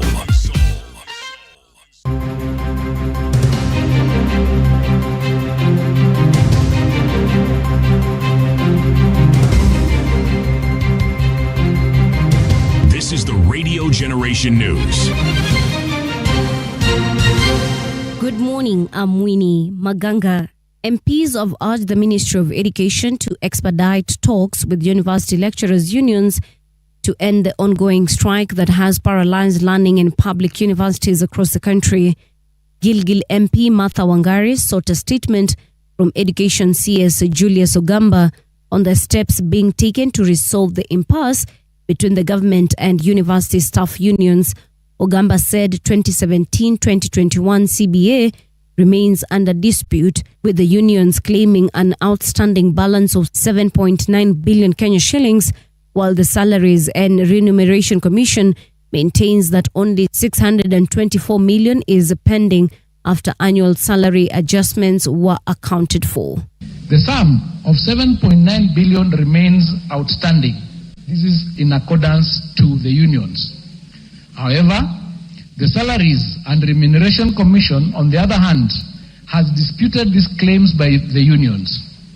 SRC has advised that Kenya shilling 7.2 billion of the 7.9 billion claimed as outstanding has already been paid through normal annual salary increments, leaving a balance of 624 million only. The bone of contention is therefore this difference in interpretation. That is a matter that is intended to be resolved amicably through objective discussions. The Health Ministry has, for the first time, integrated mental health services into the nationwide insurance benefits package under the Taifa Care model and the Social Health Authority. Health Cabinet Secretary Aden Duale announced the directive during the opening of the second National Mental Health Conference 2025 in Nairobi on Wednesday. Duale said the inclusion of mental health under Taifa Care reflects the government's commitment to equitable, inclusive and sustainable healthcare, ensuring that no Kenyan is left behind. The hate speech case involving Mumias East Member of Parliament Peter Salasia has been temporarily put on hold. This is after Magistrates Court ordered it to be reviewed by the National Cohesion and Integration Commission. This development followed a request from the state prosecutor, who asked the court to allow the NCIC to examine the matter and provide guidance before any further legal proceedings take place. What I understand is that there was a request for the accused person for the matter to be reviewed, and the DPP saw it best because of the issue of the public interest and the issue of the incitement against the public, that first the matter is referred to the NCIC, and following the recommendations that will come out of those proceedings, then a full determination can be made. Busia Senator Okia Omtata has put government bodies on the spot, demanding detailed statements on stalled multi-billion shillings projects in his county. In a request for a statement dated September 30th, 2025, Senator Omtata raised alarm over key infrastructure projects that have failed to deliver their intended benefits despite significant investment. Speaking during the Senate Mashinani Forum in Busia, Omtata also called for action over the lack of gender equity in judicial appointments to the East African Court of Justice. Omtata also addressed the escalating crisis of illegal gold mining in Busia, Siaya and Kakamega counties. Illegal artisanal small-scale gold mining is occurring day and night in Busia, Siaya and Kakamega counties. In Bumutiro, unlicensed miners produce an estimated 1 kilogram of gold per day, estimated to be worth Kenya shillings 10 million, which is sold mainly through illicit channels that lead to economic loss due to massive revenue leakage as high purity gold is smuggled to foreign markets. In Rosterman, tunnels have been driven beneath homes and a special needs school, undermining foundations and forcing parents to withdraw children. Restrictions have been placed on content on social media platforms in Afghanistan. Taliban government sources told BBC Afghan filters have been applied to restrict certain types of content on site, including Facebook, Instagram, and X. It is not clear exactly what sort of posts are subject to filtering. Some social media users in Kabul said that videos on their Facebook accounts are no longer viewable, while access to Instagram has been restricted. These restrictions on social media content come a week after internet and telecommunication services were cut off across the country for 2 days. And that's the truth on Radio Generation. Good morning. I'm Winnie Maganga. The views and opinions expressed on this program are those of the guests and do not necessarily reflect the views of Radio Generation. Radio Generation assumes no responsibility or liability for the interviewee's views. This is Radio Generation. In the beginning, there was morning radio. But now there is Radio Generation's The People's Breakfast, curious and bold, getting facts from the shadows. That's what it is. Now, as the city wakes and secrets stir, a bright new voice shines. The People's Breakfast, your morning, your voice, your journey. Good morning. Good morning, my neighbor. Welcome to the home of hard truths and bold insights, Radio Generation. Welcome back. This is Radio Generation. The time right now is 7 minutes past 8 o'clock. My name is Mung'ala Mbuvi, and I'm with CT Muga in the studio. But we also have our guest in studio who you've been waiting for, Mmeshinda Mkinyuliza.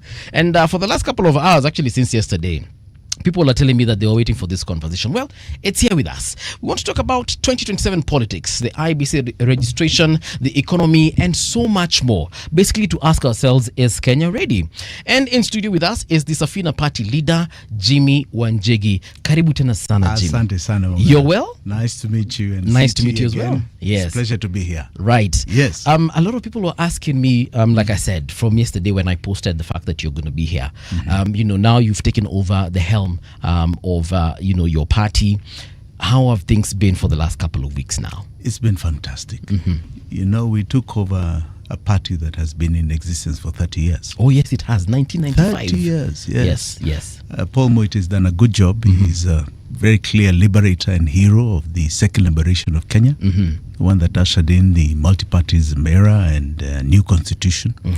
And he has transited that leadership to me, and his whole team has accepted my leadership, believing that we are the ones now that can usher in the next liberation, which is the economic liberation. Right.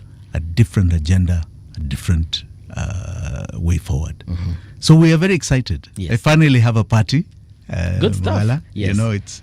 It's one thing when you are just a participant. Paul Moite had given me a home to further my political ambitions, right, and the agenda that we have. And now he's been gracious enough to give us the leadership of the party with his NDC and the NEC. Right. And we are very, very excited with the future. We have an agenda. And I think that's what we are trying to break away from. Right. Kenya has been full of personal vehicles. We're trying to make sure that people understand that this is a historical vehicle called Safina that came to liberate Kenyans in the second liberation. We're now in the third, and we are continuing our liberation struggle. Right? This time it's economic. And we have a clear economic agenda for this nation. We believe that is the question. Actually, you're right, Jimmy. You know, I hadn't looked at it from that perspective. And I could be wrong on this, CT. You can actually help me here. This is the only party that has actually had this kind of succession, apart from KANU, of course.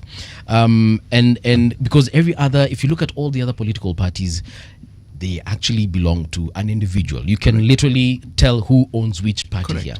And now that you've introduced this new concept, we actually, hopefully, we will see a different kind of election, or rather a different kind of campaign. And of course, if you do clinch the seat of the presidency, perhaps even a different kind of presidency. Absolutely. But speaking of which, right now we have so many people who are fighting for this position. Unlike previous years, we are now seeing, presidential candidates and even Gen Z presidential candidates. So how is this going to play out? Because it feels like now it's a crowded pitch, for lack of a better word. I think that's democracy. And I think it's a very good thing for this nation. I believe that previous elections, we've been going through what you call a learning curve. You must understand that we had our first presidential election in 1992, right? How many years after independence? And we now have transited to more and more open space. What was most interesting is that the first two-party race was in 2017. Before, there was always other players or what you call donkeys. And it was premised on winning an election. You must understand it's all premised on winning an election. Yes, indeed. But our current constitution is so clear about us getting a consensus. We can be very many candidates. And if in the first round nobody gets the 50+1 and does not do the counties, 24 counties plus one or so, to win, then you go to a second round where you have the two top candidates. And that's a filter system already built in. And the hope of that, of course, is that that filter system brings the issues that the people have raised, and you're forced to compromise on the issues. I'm hoping that this election does that we are moving away from personality politics. We are moving away from tribal politics. We are now in the realm of clarity about the issues that belag every home in this nation. One of the things we have, I say, misunderstood. There are people who tell you that all politics begins at home. All politics begins in your home, in your village. Yes. Politics are local. Local. I think it's the terminology. Yeah. And it has been misconstrued, in my view, to mean tribe, to mean where you come from. That saying meant that they are local to your issues in every home, right? So if you have pain in my home, it may be similar to the next home and the next home, no matter where you are in the country, right? And I believe the issue that we're all plagued with right now is the economy, right? If you talk to anybody, they're telling you about jobs, they're telling you about food, they're telling you about the cost of living, right? The lack of access to credit, and so on, right?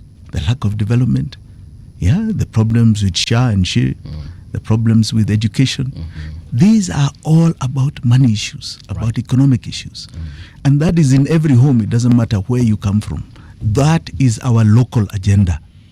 And that's what I believe we must deal with. And I'm hoping that we are now in the era of issue-oriented politics. Not really, it's a different game. That's our hope and aspiration, because if we look at the discussions that one encounters on a daily basis from people who place themselves or present themselves as political leaders, the one thing that they are not thought leaders when it comes to what you've just said. They seem more given to entrenching what has existed. And that is in the way they speak, in the way they present their politics, in the way they go about trying to convince the populace that they are actually the agents of change we've been waiting for. Okay? But if you just, this one doesn't require scratching the surface. You just need to look, blink and look again and realize, but what this person is telling us doesn't really offer change. They're just telling us what we've been told before, and they're just putting a different language to it. For instance, if somebody comes and tells you that what they're looking at is how they're going to bring about opportunities for the youth. So you ask, okay. How? Yes, simple question. Then they tell you something which, it doesn't matter how many times you listen to it, you know this one is not going to work, okay? Yes. But it is talk. Change that we probably need has to go back to certain fundamentals. This thing that we are talking about and the change that we want, what is it that we're talking about changing? What is it? I mean, see, we're talking change. Okay, what is it? The fundamentals. Okay. The vast majority of people who fall into the category of being political leaders or party leaders like yourself spend a great deal of time telling us about what other politicians are doing. Or not doing. Yes, and then telling us about the problem in the country. And you want to remind them that, you know, I actually live here also. Yes. Yes. So I don't, you're not telling me something I don't know. So, and that's not, I don't want you to tell me what ails me or what bothers me. I want you to talk to me about what it is that will bring about this change that you're speaking about. Now, if I bring that question to you, Jimmy, when you have a party like Safina, because remember what a Safina is. Safina is an ark. The entire thinking behind it, of course, I was alive and well and kicking when Safina was formed. Yes. So I know exactly the thinking behind it. That was the arc that was supposed to take people away from the normal nonsense that we have in our politics. Correct. To something new. So, CT, I love this debate. And you said something very clear. Fundamental. Fundamental is historical. It's deep. What has made us the way we are? Why are we in this country 60 years after independence still grappling with that question? We must understand our history. Our history is what informs us. We were made as a country not by ourselves but by colonialists. In 1889, they carved us up, put us in this country called Kenya. My brother, Mbuvi, do you know they even called us the tribes that we are called? They put us in those regions. Yeah. We were not under those names. And what colonized us was not a government. It was a private company called Imperial British East Africa Company. That came here for what purpose? To extract. Exploit the labor and our Resources. very welcoming nature. Right? And to dominate us, because you can't keep extracting and exploiting without dominating. In 1920, when we were formally colonized, right? That company became the government of Kenya. Its workers, who were mainly Indian origin, because you know they had colonized India before, were the ones who were the civil servants. Their watchmen became the policemen to dominate us. And you know the attitude of our watchmen. The king is inside the room, everybody outside is an enemy, coming to steal from the king, who pays him his salary. That's why even you can see a policeman today believes the one who he calls sir is the one inside, not you and I, who actually are the ones who contribute to his salary. This is our nature. This is where government of Kenya began. This is where the structures, the different regions, the tribes, the makeup, even of our politics began. When there was the struggle for independence because of this oppression, the ones that went out to fight, mainly in the Mount Kenya region, were fighting for the whole country on the basis of freedom and land, political and economic. Two things. When the Mzungu realized that they could not handle this anymore, they tried to make sure that they get a hold of the process towards independence. This is why the LegCo thing came about. And if you recall LegCo, what they did is set up the country into regions and bring regional kings to meetings in Nairobi. Yes, mentioned, these were not elected. They were not elected. They were just handpicked. Yes. Moi was the first appointee. Okay? Former President Moi. Yes, former President Moi. Okay. Was the first appointee of LegCo. Right? He came from a minority of the Kalenjin grouping, right? The Tugen, who were the smallest. And you can see the mentality. Mzungu knew he was a minority. So he wanted minorities to fill the room so that they protect their interests, right? And he was very keen on the White Highlands because that is where, that is the Eldoret region, or Sengishu and all. That is where he was growing tea. And he was keen on this other side, Central, because that's where he was growing coffee, mainly, all right? That's where he was doing his most exploitation of our resources and people. Now, he decided that there were two communities that had started this surge towards independence of Kenya. And they needed to be contained. And he wanted them contained by people they thought could assist that they had, in a sense, conquered. So he brought Moi. And then they started appointing different regional kingpins. This is where the kingpin thing came out. The chief doms. The chiefdoms. It was actually a creation of that same entity. Yes, It was to manage us. Sort of chief. We didn't have it. They are the ones even prior to that had started paramount chiefs in different regions, just on the base, just to manage us and control us.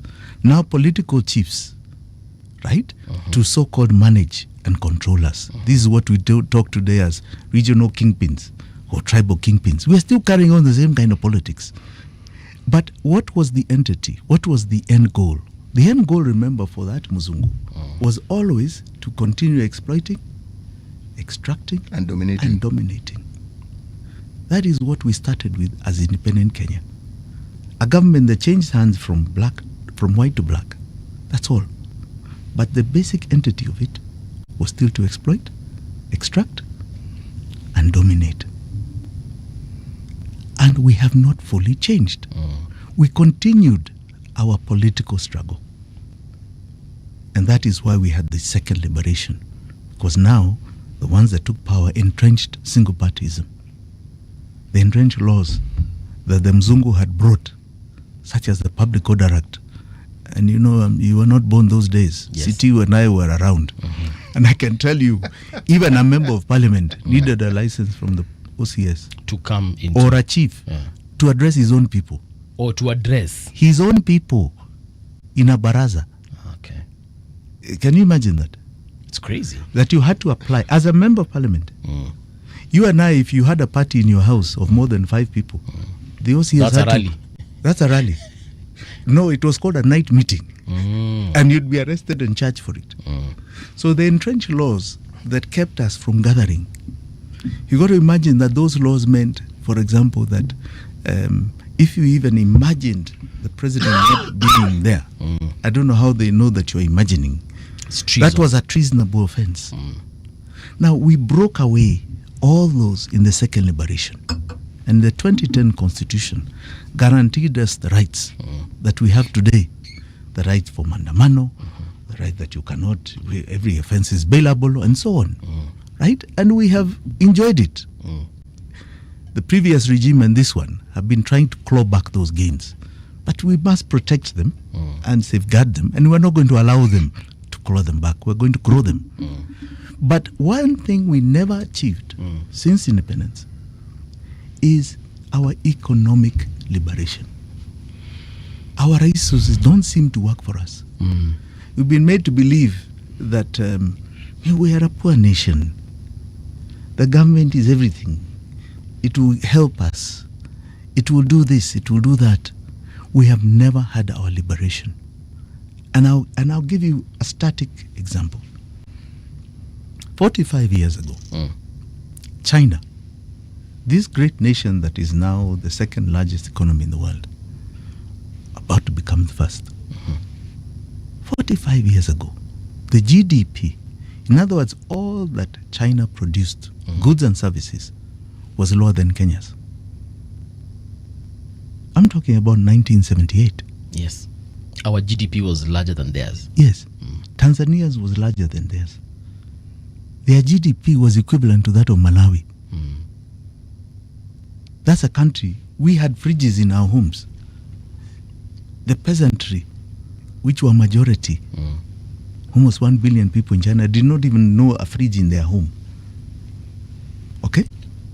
Now, it took one man who got up and said, this cannot be the China that they had known 1,000 years before. And that something has caused them to be like that.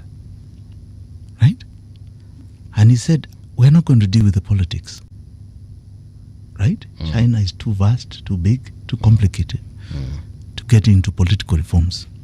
But what we are going to do, this was Deng Xiaoping, what we are going to do is change our economy.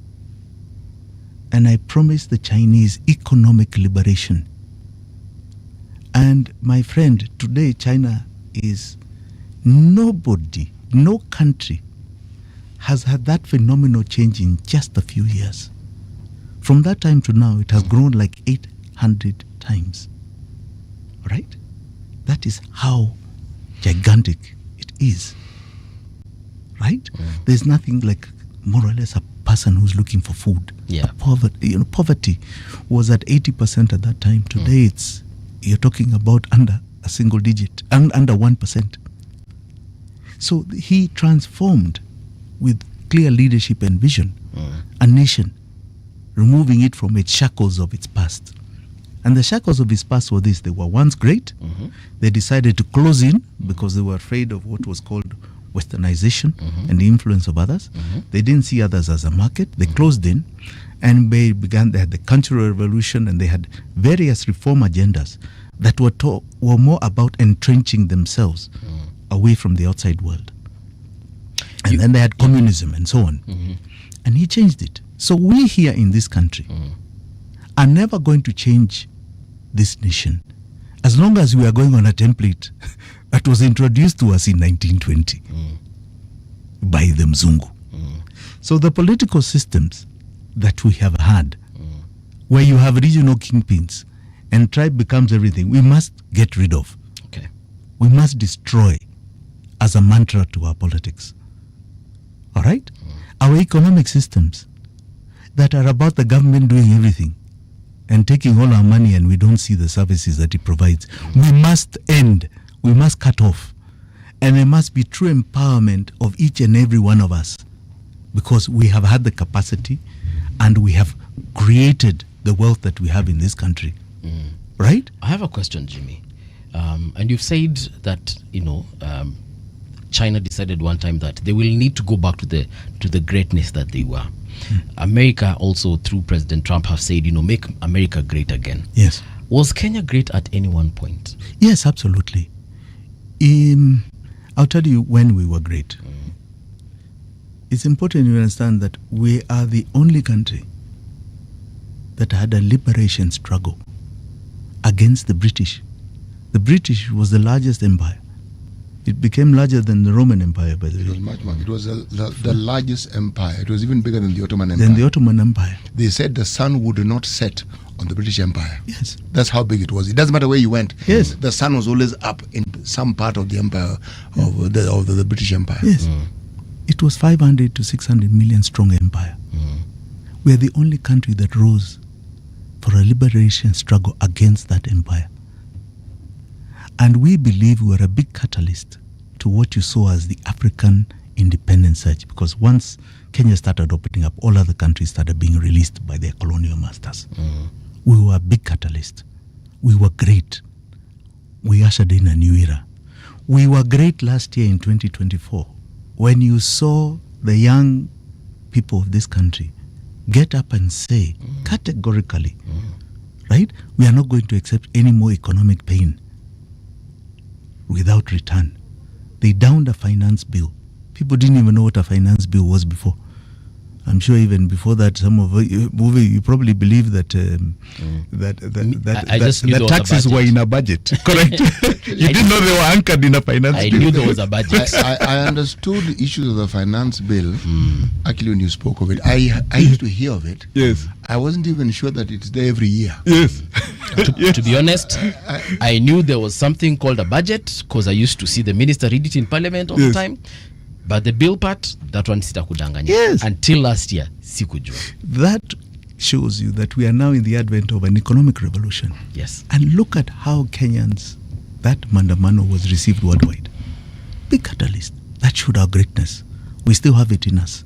So there are points you can say we have been phenomenal. Second, liberation is another anchor. Okay? Yeah. We led on this continent the surge for multipartyism. All right? We're a big catalyst to the opening up of other countries in this continent, Sub-Saharan Africa especially, for multipartyism. So we have had our great moments. Okay. Right? So Kenya has been great. It has been great. And it can be great again. It has to be great again. In 2022, in the last election, President Ruto, when he was DP, he campaigned on economic issues as well, and that's why we had the bottom-up, model. And even Prime Minister Raila at one point, even he had this economic things that he introduced in his manifesto, and he said that if he became president, would all of us get, I think, 6,000 bob. Was it the vulnerable? Was it the vulnerable? Not people? all of us. Yes, Some people would be getting that 6K. Now you also are campaigning on an economic agenda. How different is it? Because in all those agendas I've mentioned, the youth were mentioned there, women were mentioned there, vulnerable people were mentioned there, people with disabilities were mentioned there, and I'm certain in your manifesto as well, something similar. So what's going to be different? Your colleague CT has just had mentioned before that we have, for lack of a better word, a lot of political conmanship here. It's very easy to sloganeer, very easy to promise, but nobody tells you the how to. President Ruto's agenda was based on the have-nots against the haves. Very dangerous politics. The hustler was viewed as a have-not. And then they come up with some model that nobody could explain called bottom-up economics.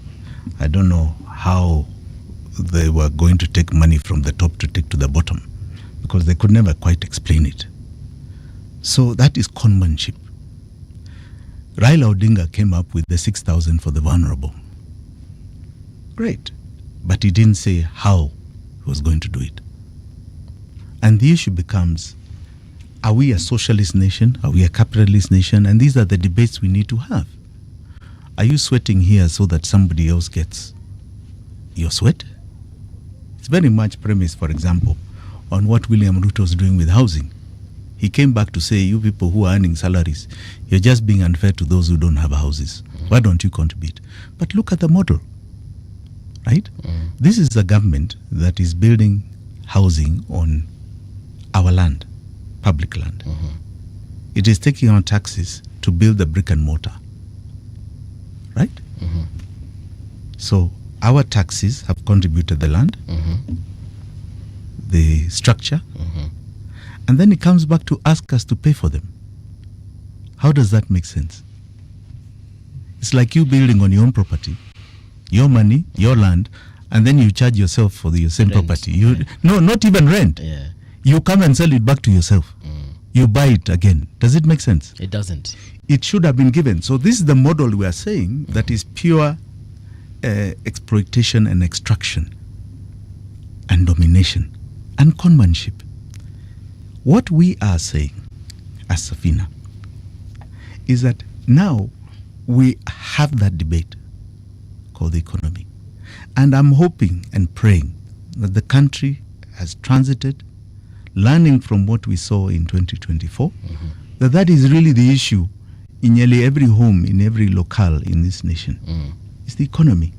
So let us talk honestly about the issues that are beleaguering us. Now, we have what we call the FIST agenda. The FIST agenda. FIST agenda. Ngumi. Ngumi. Okay. And it's premised on the 5 fingers of the fist. we are saying we shall not pay odious debt. And I borrow the words of Thomas Sankara. If we don't pay that debt, the lenders will not die. But if we continue to pay it, we will die. Okay? We will not pay odious debt. Odious debt in this current budget, this year, debt payments are 2.3 trillion. In the previous one, it was 2 trillion. Those figures are fairly constant until the year 2038. An average of 2 trillion every single year going to debt. You and I don't know where it went to. We don't know what we are paying for because it did not follow our laws. It is not anchored in our laws. You cannot attest to it in any development here, right? And it's like a wash scheme that is perpetrated by governments, previous and current, that is perpetuated by the financial banks and cartels in this country, right? And I am saying we will not pay. What are right? What are the legal repercussions of What legal repercussions? Not paying? If it is not anchored in our constitution or the Public Finance Management Act, you know, Chapter 12 of our constitution is very clear about how we borrow and how we collect taxes. Okay. So tell me why we should pay something that's not in our budget. How is that odious to us? So what did it go to? I think what often happens is when one uses the word odious and it is explained, yes, somebody understands, yeah, there's this money. The thing is this: an illegality cannot actually constitute a debt. Yes.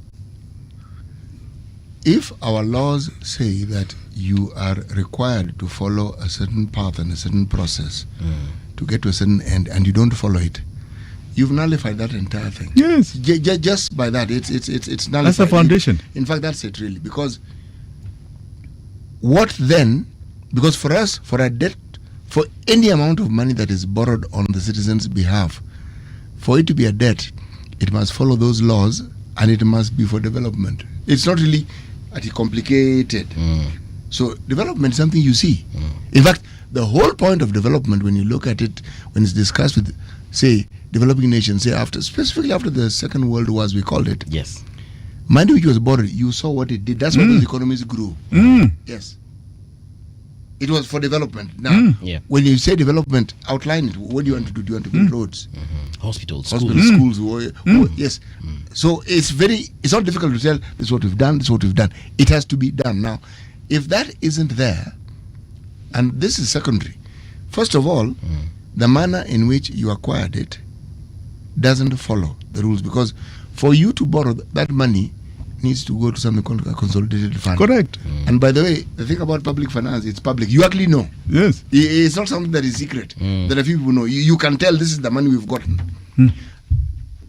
There is something, and this is why I've circumvented what Jimmy was saying. You see, if you give it thought, it sounds like it's complicated, but it actually isn't. It's very simple. All right?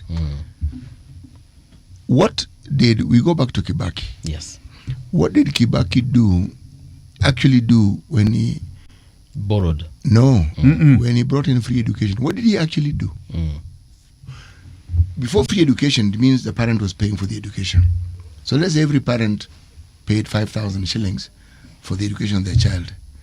The moment it was free education, he freed up that 5,000.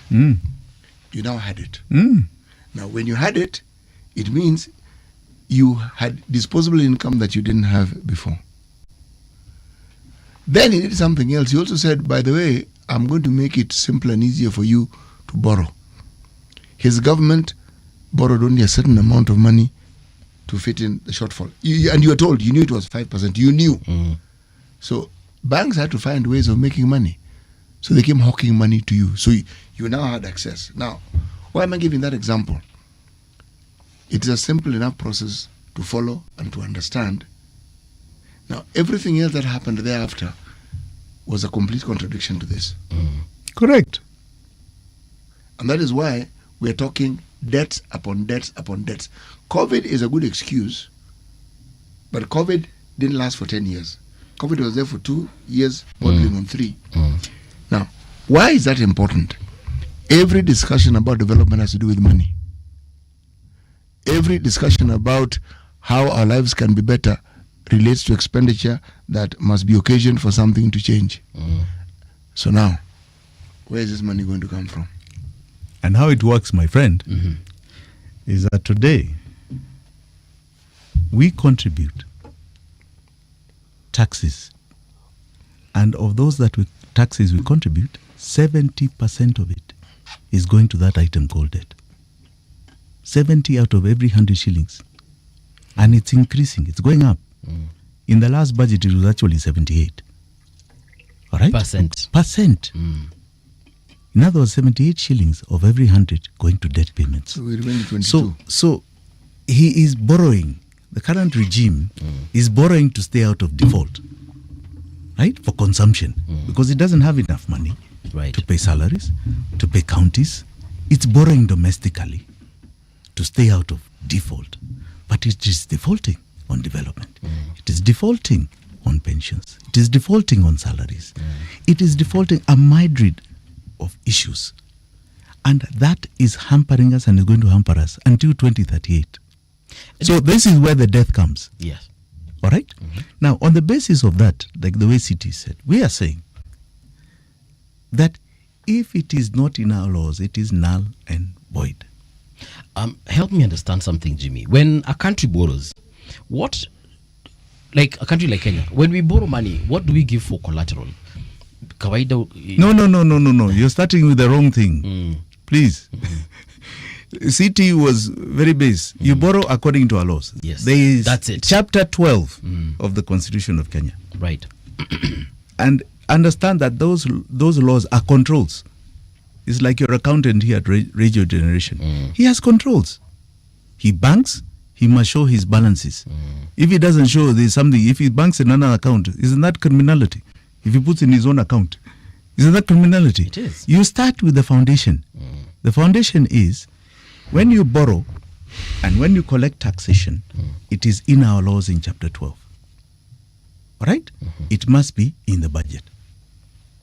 So if it is not in the budget as a debt, right? How is it legal? Okay. Because a budget, it tells you what that borrowing is for. Then it goes to Public Finance Management Act. Section 52, if you've not read it, says you can only borrow for development. So when it is put in the budget, it can only be for development. All right? So if it is not anchored there, it is null and void. Security is you and I, the sovereign. That's it. Yes, the sovereign, you and I, our income. So we become slaves to that payment. Do you understand that? You are working, you're being exploited to pay that debt. That's why you are paying that debt today with 70% of what you contribute to government, and it does not give you services back. All right? Are we on the same page? Very much so. Right. So you're a slave. You're a modern day slave. That's the way you need to understand it. Before they used to take your labor, right? You physically, and take you to their lands. Now, when you are here, you're working for them. So what? Okay? Yes. So that's how tragic this is, right? You're not working for yourself. You're not working for your country anymore. And there's been a conspiracy here that has caused this to happen. And that conspiracy, we are saying, is illegality, because our laws are very clear. So we are saying we will not continue that conspiracy. On day one, ukiekelea Biblia chini hivi, there's no debt we are paying that is odious. I am going to do the following. I will suspend all debt payments with immediate effect. We have done an audit to date on what are public records. But as I'm seeing in other countries, Senegal being one, Zambia another, when new governments have come in and they do an audit, they find other things. Okay? So we will do what is called an in-depth audit, because we believe maybe some of these books are fudged. An in-depth audit. Senegal, when Traore went in, they said that they had 70% GDP debt ratio. All right? He discovered that it was more like 96, 98. after a few months of an audit. When Chelema got in Zambia, he found loans he was in shock about that Lunga had taken, that were never public records, yes, as required by law. So the first thing we're going to do is a clear audit. And I don't believe it will take more than 3 months. But we will suspend all audit. debt payments. And I believe Kenyans are very right to know the truth of this monster. And we shall publish the truth. And I'll tell you, it is our belief that we do not have debt. And any legitimate debt we have has already been paid to illegitimate sources. And we will not pay those illegitimate sources anymore, and we want our money back. All right? So we believe we're beginning Kenya on a new slate.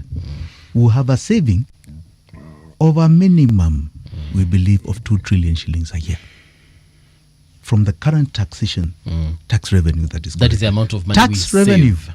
on tax revenue. Now, what does that allow us to do? That's where we get to our second finger. It allows us to ensure that we can provide free universal health care for anyone who is a Kenyan citizen. That your ID qualifies you to get free health care. And I think I want us to reach a stage where we start talking about what is that quality of that health care. That is when now we'll really be debating issues. All right? But you'll get free universal health care. There'll be no SHA, SHIF payments. We've costed it. They said universal health care costs about 178 billion. I'm seeing the debate currently going on that it's averaging claims of about 9 billion a month, of 6 billion collections of SHA. So they're in deficit problems. But even if you calculate whichever way, our view is that it can never exceed 200 billion. So what does government do there? Government simply becomes a facilitator for private concerns to further free universal health care. Two. Three. Free primary and high school, tertiary. And I want to extend it to Tibets because I think we need to really expand that program. Right? That again has been costed. We know that capitation per year for a primary school kid is 4,000 shillings. All right? That times 11 million takes it to 44 billion. We know high school, there are only 5 million kids in high school. So 6 billion along the way, they are failed after primary school. We know the cost is about 20 to 22,000. It's another 80 billion or so.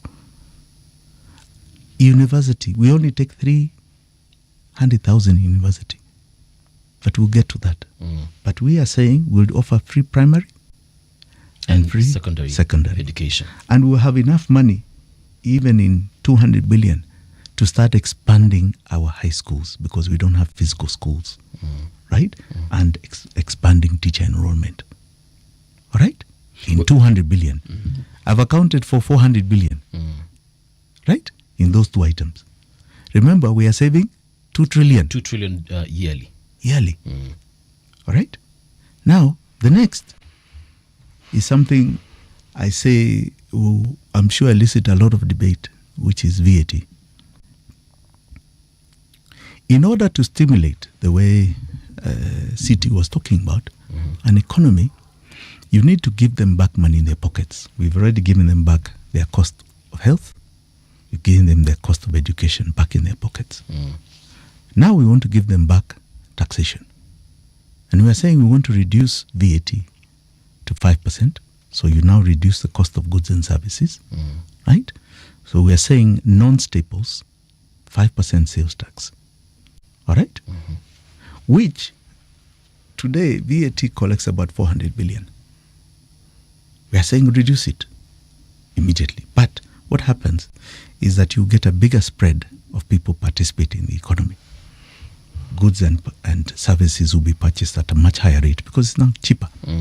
Right? It's a big stipulant. You have three issues here that will become a big stipulant. In fact, I'm sure a lot of economists will tell me that we're now going to overheat the economy. There'll be too much money chasing too few goods. And we have instruments to deal with that, right? But you are giving people back money in their pockets because government does not need it. Does not need it. How will you attract these new taxpayers? What do you mean new taxpayers? Why do you need to attract them? We already have why new taxpayers? I'm saying take the current figures. I'm not asking about new taxpayers. Take the current figures. If VAT is 400 billion today, right?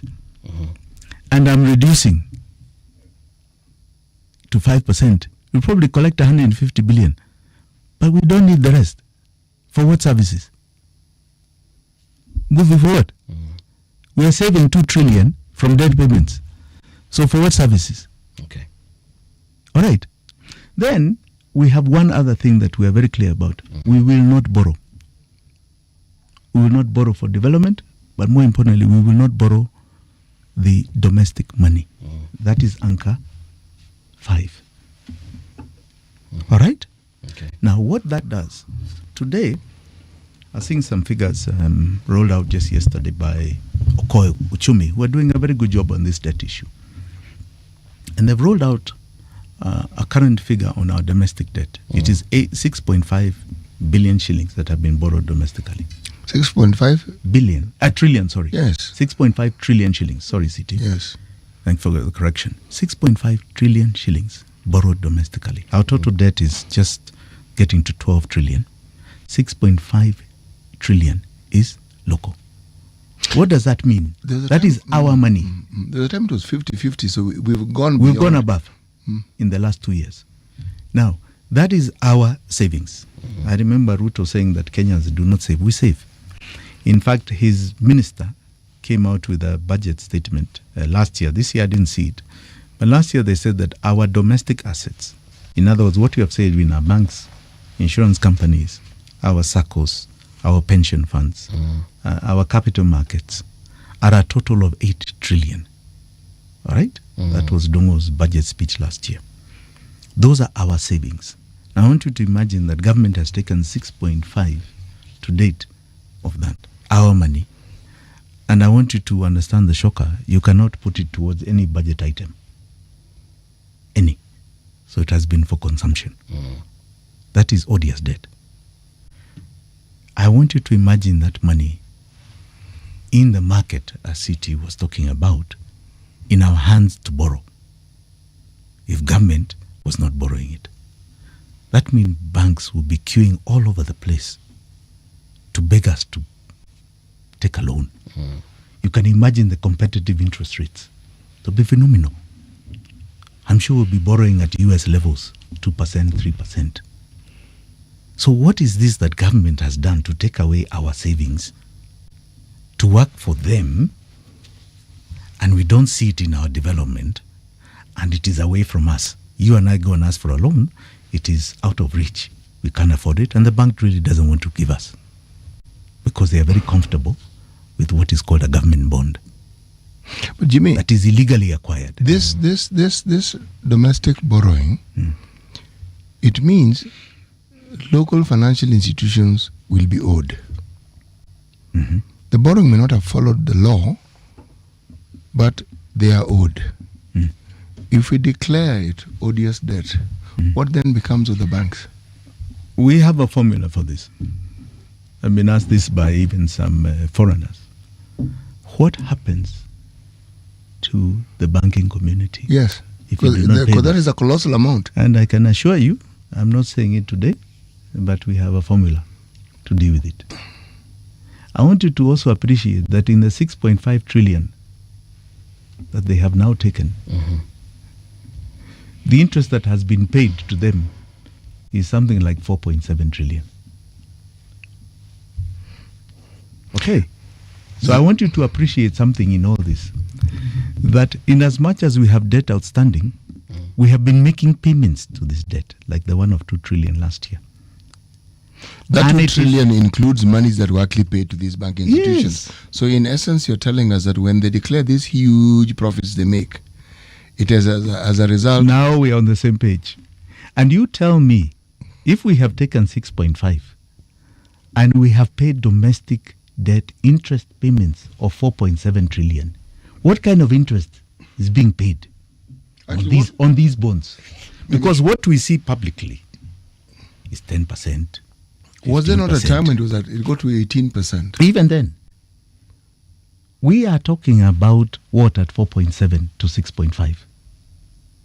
That's almost like a 65 to 70% interest rate. What is that thing? What is that monster? Over what period of time? Even if it's 10 years. What is that monster? What is that monster? Are we So- therefore suggesting that part of the attraction or part of what attracts banks to buy government paper is an interest rate that has hitherto not been declared? What we read and what we are told is not quite what it is that they're being paid. Is that what we're Yes, saying? yes. And I want to add one thing here. This is a cartelling entity that has perpetuated the worst economic crime on us Kenyans.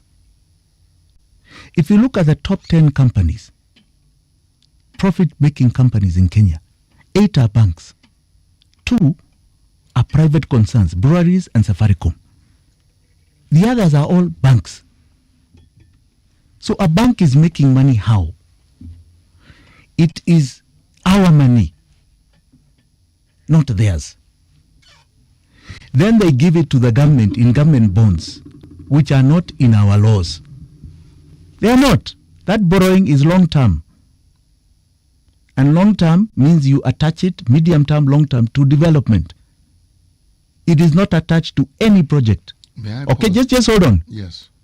And then you come back to us for our taxes to pay you your massive interest.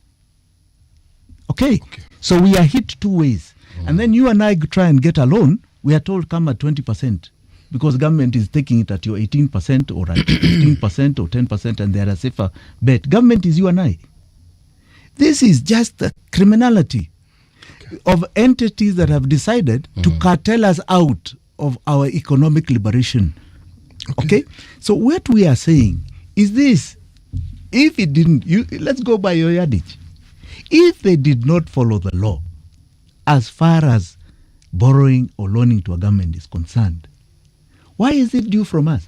Let me ask the question. Those people, if you look at the Banking Act, if you look at the central bank instructions to all those CEOs, they are liable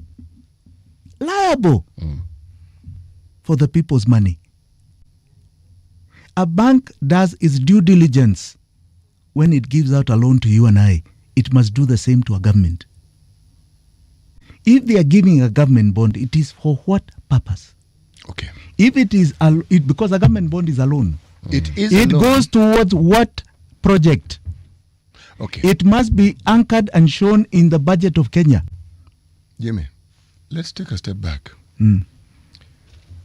What percentage of whatever monies we borrow or have can be used for recurrent expenses?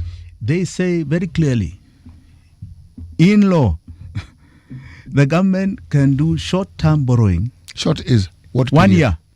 Full stop. Full stop. Of no more than 1 year. And they can only take 5%, borrow 5% of the last audited tax revenue returns. So if we collected tax of 2 trillion, right? Tax. Yes. Revenue of 2 trillion. But it has to be audited. It has to be audited. You take what? 5%. 5%. That's what you're allowed to borrow. Yes, which takes you to 100 billion for 1 year, and it must be paid back. Right? And that is the allowance central bank has to create an overdraft for the government, for the treasury. Okay, so really, in all entity, in all reality, government does not need to borrow from banks. When was our last audited revenue? It's audited every year. It's audited every year. Yes. It's current. It's current. So we look at the figure of the revenue, yes, and we take 5%. Yes. The paper that the government offers, Yes. what are the terms? For what period of time? Is it a year? Is it 2 years? Now, they have what are called bills and bonds. Yes. Bills are for a year. Yes. Bonds are for beyond a year. A longer period. Yes. And the monies that the banks are making are from bonds, not bills. Bills and bonds, both. They're making Aha. from both. So it means that if the government has issued bonds, then the government is actually involved in long-term borrowing. Yes. And long-term borrowing is only meant for development. Yes. I see. Medium to long term is over 1 year. Is only for development. The bills are short term, 1 year, and must be paid within 1 year. But they also say in public finance management that is an overdraft at CBK. In other words, CBK can extend an overdraft of 5% of the audited tax revenue of the previous year to the government. So the government really doesn't need to go out for bills and bonds. They try and use arguments of money supply. Jimmy, let's take a short break. When we return, of course, we shall be looking at some of these issues, misappropriation of funds, the opulence that we see in government, and how your presidency will, deal with that situation. So, folks, don't go too far. We will be right back. Radio generation, the sound is fine. Pump it up, turn it high all the time. Let the music move you, let's sway. Radio G's got your jam all day. Radio Generation, the home of urban soul.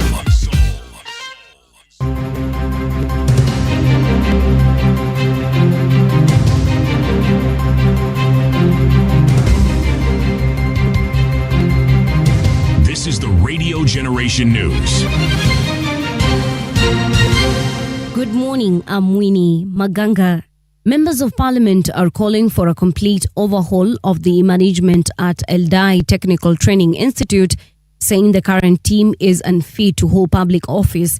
The MPs have also directed that the management be surcharged 3 million shillings to be paid within 6 months.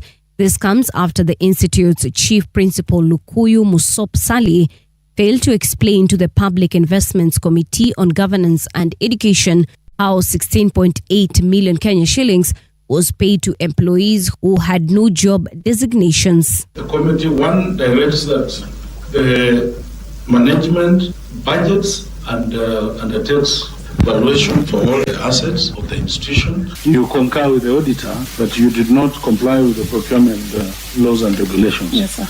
And therefore we find you incompetent. And there's no value for auditor. Is there value for money? Chair, there was no value for money. So money was lost. Yes, Chair. We surcharged 3,089,000 shillings, payable in 6 months. Safina party leader Jimi Wanjigi has urged Kenyans to move away from tribal and personality politics and focus on real issues affecting every household. Speaking on Radio Generation's The People's Breakfast Show, he cited the challenges like unemployment, high cost of living, food insecurity, and education are shared by citizens across the country.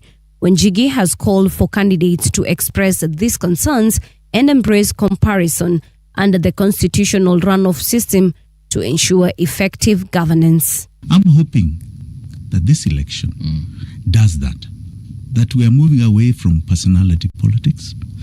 We are moving away from tribal politics. We are now in the realm of clarity about the issues that belag every home in this nation.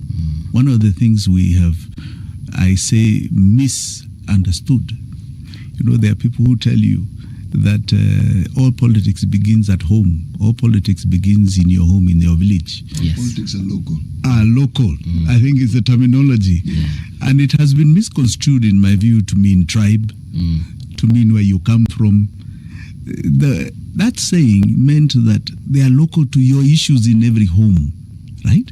So if you have pain in my home, it may be similar to the next home and the next home, no matter where you are in the country, right? And I believe the issue that we're all plagued with right now is the economy. The Social Health Authority has announced partnership with Kenya Rugby Union, stepping in as the official health partner for Kenya's national rugby teams. The collaboration aims to promote health wellness and environmental sustainability through sports, marking a new chapter in the intersection of athletics and public health. Under this agreement, all registered rugby players will be enrolled in SHA, giving them access to health cover. Here's the Medical Services PS Ouma Oluga. Basically, just to announce that we have officially partnered with the Kenya Rugby Union, that is the Social Health Authority. And there is no better demonstration of comprehensive well-being than sports. And the story of the Social Health Authority also embodies the entire well-being of the healthcare system, well-being of the people that we want to cover. And particularly, this partnership is forged on the basis of, promoting the brand of SHA. The Ebola outbreak in the Democratic Republic of Congo shows signs of containment. There are no new confirmed or probable cases since the World Health Organization's last update on October 1st. The UN Health Agency said on Wednesday, as of October 5th, a total of 64 cases, including 11 probable cases and 43 deaths, were reported in Congo's Kasai province. The WHO added the total deaths include 11 probable deaths. And that's the truth on Radio Generation. Good morning. I'm Winnie Maganga. This is Radio Generation. In the beginning, there was morning radio.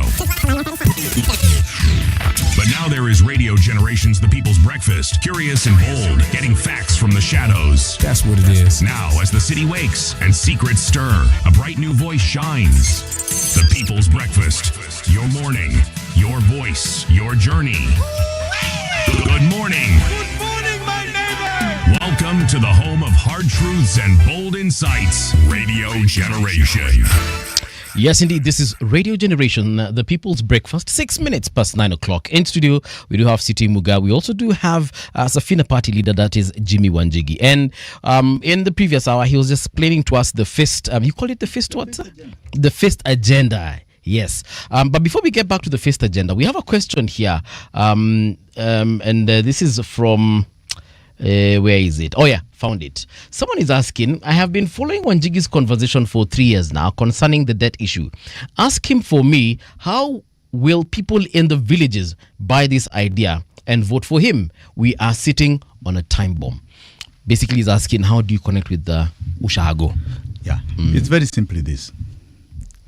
We are saying, because we will not pay that debt, we are now, I think, 4 years into educating people about odious debt, this debt that we are saying is illegal. So we are not going to belabor the point. We are saying that the take home of our government is that that person in Ushago will never pay a medical bill. That person in Ushago will never pay for education for their child, both primary and high school. Secondary, yeah. Okay? We are saying that they are going to have a lower cost of living because they will not be paying 16% VAT. They'll be paying a 5% sales tax on non-staple products and services. All right? Now, just that alone, the economy in their own homes will change. All right? It will change. In other words, government is going to free up that cost to the person in the village and every single Kenyan. All right? Now, that is what we are proposing. If you want to say that we are talking nonsense and you think you want to continue paying 16% VAT, vote for the others. By all means. By all means. If you want to keep paying SHA and SHIF, yes, the proponents of SHA and SHIF are known. Vote for them. If you want to keep paying education, looking for bursaries, and I don't know what, for primary school and high school, the others are there. We are saying those costs are gone from you. Gone. The last 3 years or 4, we've been educating about our problem. Right. Now we are saying these are our solutions. All right? Right. And there's one other question that you had raised earlier. Why should they believe that Jimi Wanjigi and Safina are going to implement this? You see, this is unlike the promises of William Ruto or even the 6,000 of Raila, where government is giving you. When CT brought up a good example of Kibaki with free primary education, we had a December election 2002. All right? In fact, it was December 27th. Kids were back second week, third week of January 2003. And those 2 weeks were full of debate about the practicality of free primary education. The teachers union, NAT, was complaining we don't have enough teachers. People were talking about not enough classrooms. This thing can't be implemented. Right? And the government came out with one statement. Every kid in primary school eligible, you go to school. There's nothing you're waiting for. If you have a local school near you, just take your child. They will not be charged. And schools were forced to even teach people under trees. Schools were put in scenarios where teacher was I think 1 to 60 or 70 kids. Yes. And Kibaki's mentality was, we made this promise, we've dived in the deep end. And people even who had not heard what the government is saying just took their kids. They said, ala, si serikali ilisema ya Kibaki, it's free. So here we are saying, you will not pay Sha and Shif. Who is paying? Is it government or you? It's you that's deducted. Correct? So you will not be deducted. It's you. It's you that is paying primary and secondary. You will not pay. It's not the government giving you. You will not. It's you that will say, but government said we are going to pay 5% VAT on these products. Why are you charging 16%? If within an implementation period that is acceptable, which does not go beyond 30 days, yes, that is not in place, you can imagine the wrath people will have on a government. They have to be in place. You dive in the deep end. And there's no way we cannot be able to do it. We are suspending debt payments. So you have immediate relief anyway. You know, what runs interference with that particular narrative is something very simple. It's called the believability factor that has been influenced by what we envision a government to be and what we envision or what we have accepted is our lot in life with regards to how we live as Kenyans.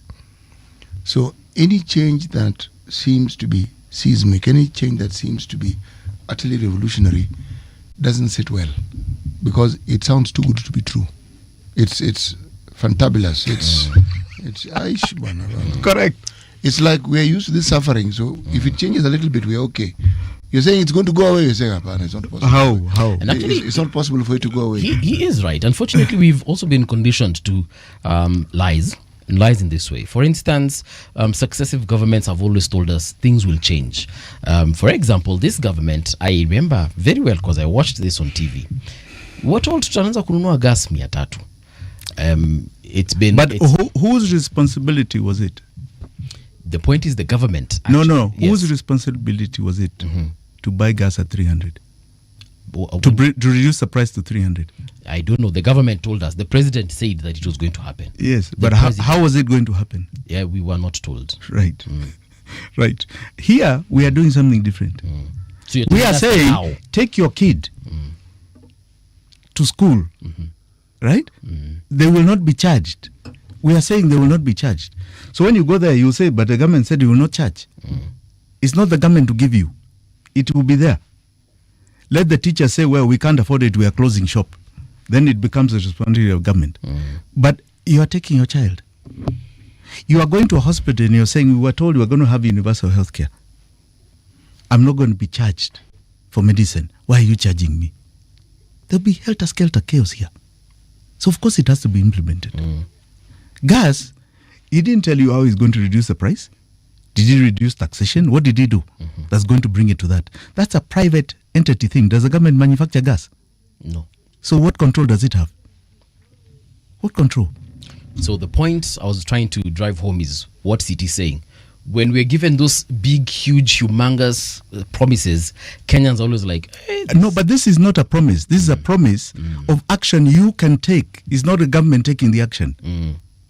That's why I'm trying to distinguish. You're saying this is that unrealistic. Here, it's not only realistic. It's in your hands, not the government's hands. Not my hands. Jimmy, therein lies the problem. Not my hands. In other words, like Kibaki. That's why I brought the issue of Kibaki. That here you are told free primary. You took your kid. You said the government promised us in the campaign free primary.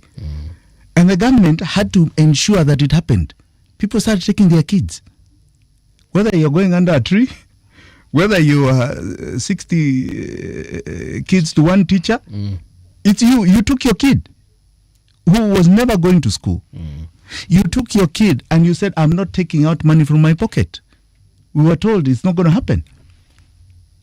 You understand? Unlike William Ruto stands up and says, I'm going to give Mama Mboga 100 billion shillings. He's getting it from where? Or I'm going to give you 6,000 shillings in your home because you don't work. You're getting it from where? It's government giving you. Here you're not being given. Here it is you to take action. Okay. You know, do you understand the difference? It's you to take action. Actually, you've gotten the heart of the matter. Yes. And the reality is, we will not take action. No, you will. Allow me to explain. We will not take action, not because we are not able to, but because we don't believe we should. The mindset of Kenyans, every time we speak, we tell you how we think. And we think that the government should do things. That's the conditioning. Abana, when you ask the question, when I ask the question of people who come to have conversation with us here, and they are politicians, and I ask, or citizens, and people who are in civil society, and ask, how do you hold your leaders to account? It is a question people struggle to answer.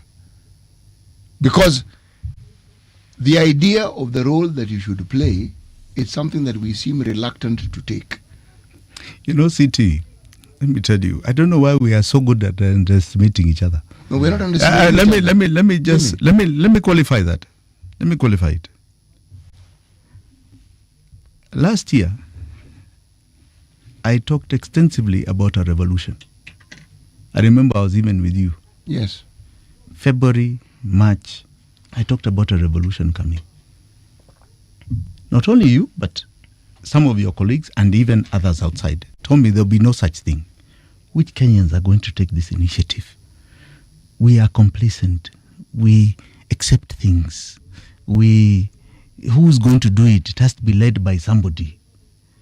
It has to happen in Nairobi. Others even came to me telling me, Jimmy, what you're saying is anti what people want. I said, but it's going to happen. This economic pain you people are underestimating, it is going to happen. Kenya's got up, right? In numbers we have never seen for weeks against status quo. We've never seen it. Even multi-partyism never brought that kind of those numbers. Spurred by the knowledge of economic pain, saying they are not going to take any more pain. So don't underestimate Kenyans. I assure you, we are graduating. We know lies of politicians. You've told us this. Hold you to account. Here is action. Here you're saying, I'll go to hospital and it will be free. Now what is this government is charging me? There'll be helter-skelter chaos here. What is this that you're telling me now my kid is out of school because of fees? Which government will stand?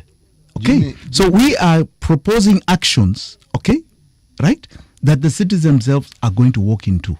And they walk into it. You will take your child tomorrow to school and you will not accept a bill. And if it comes, it will become a source of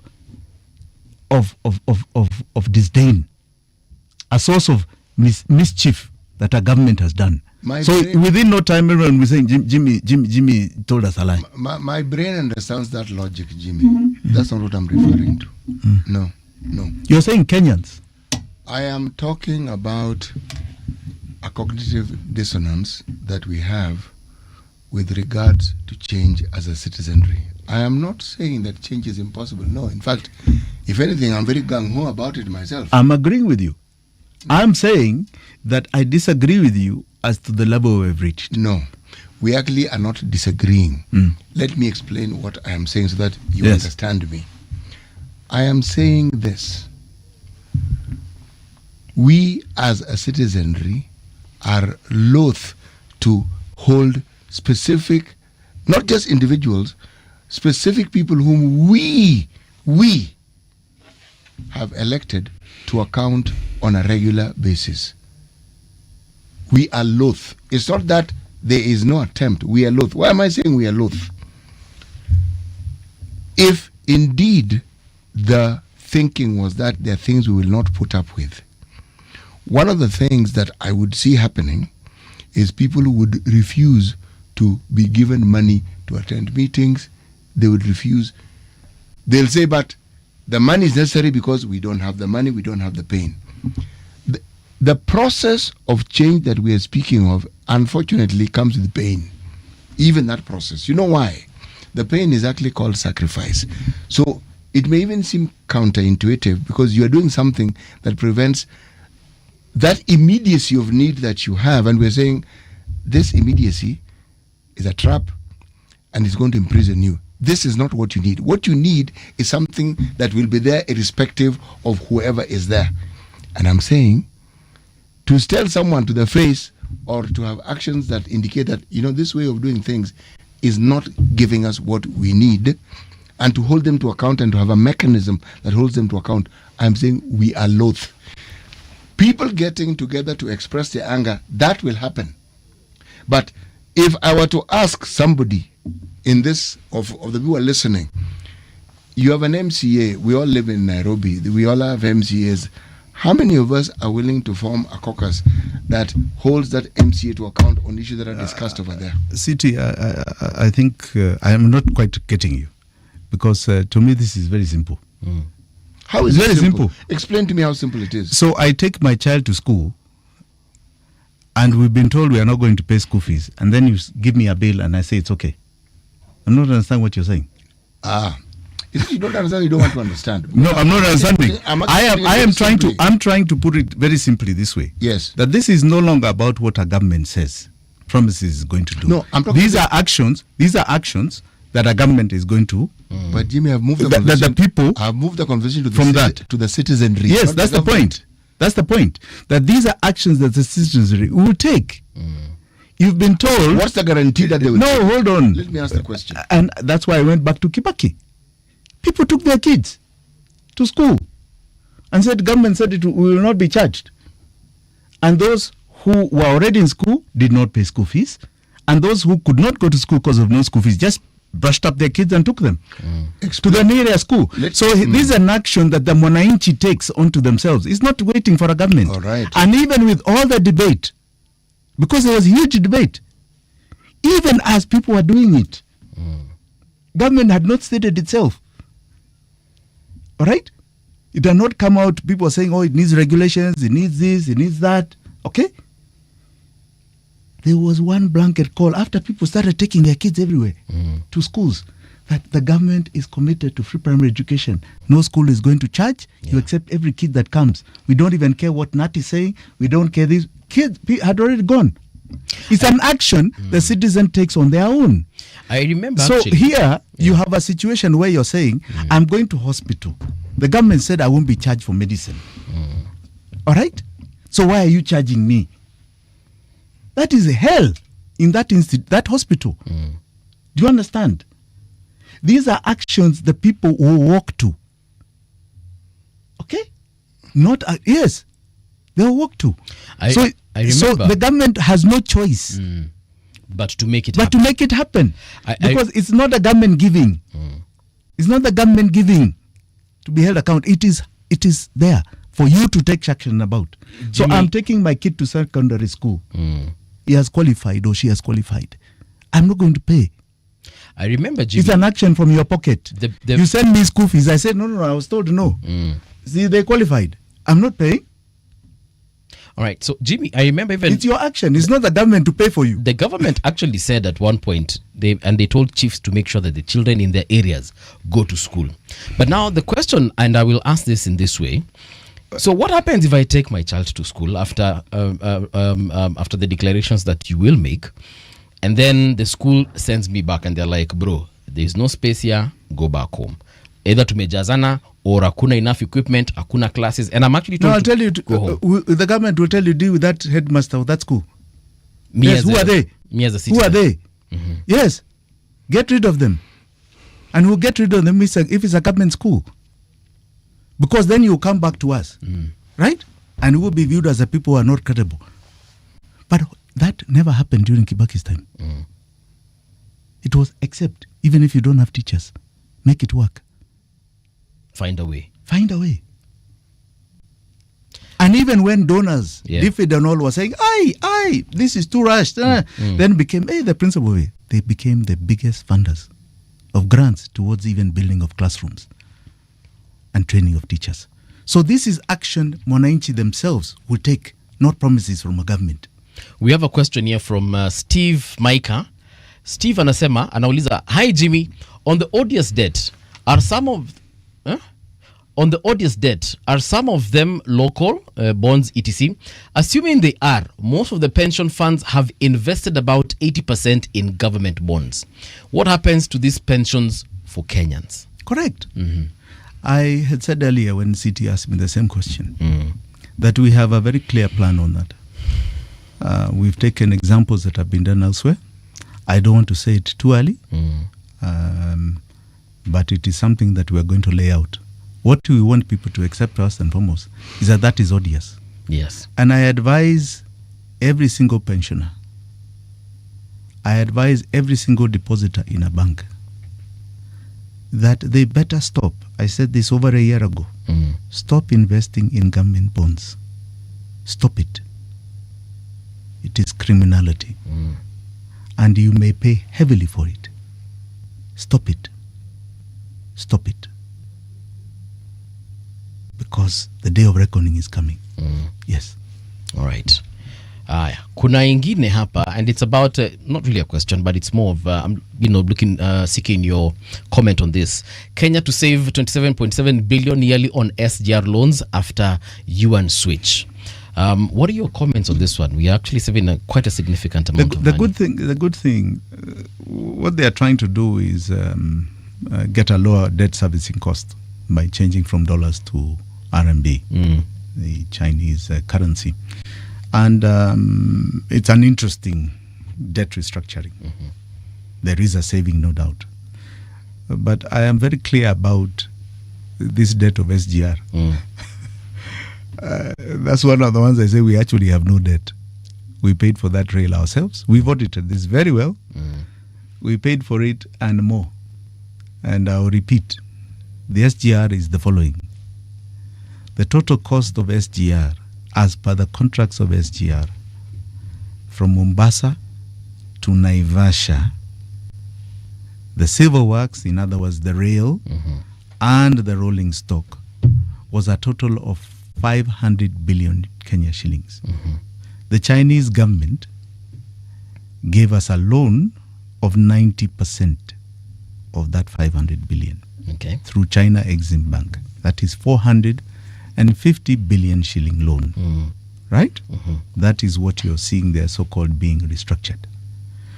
And we as Kenyans were to contribute 10%, which was 50 billion shillings, towards the construction. Yeah. So we audited the numbers, and the numbers read like this. Did we get the 450 from China? Yes, it is under what are called drawdown certificates from Treasury to Exim Bank. We calculated roughly the same amount. These are public records. Then we asked, did we pay the 50 billion, right, from the Treasury for this construction? It is there. It is called Self-Raising Finance Grant Treasury to Kenya Railways for the construction of SGR.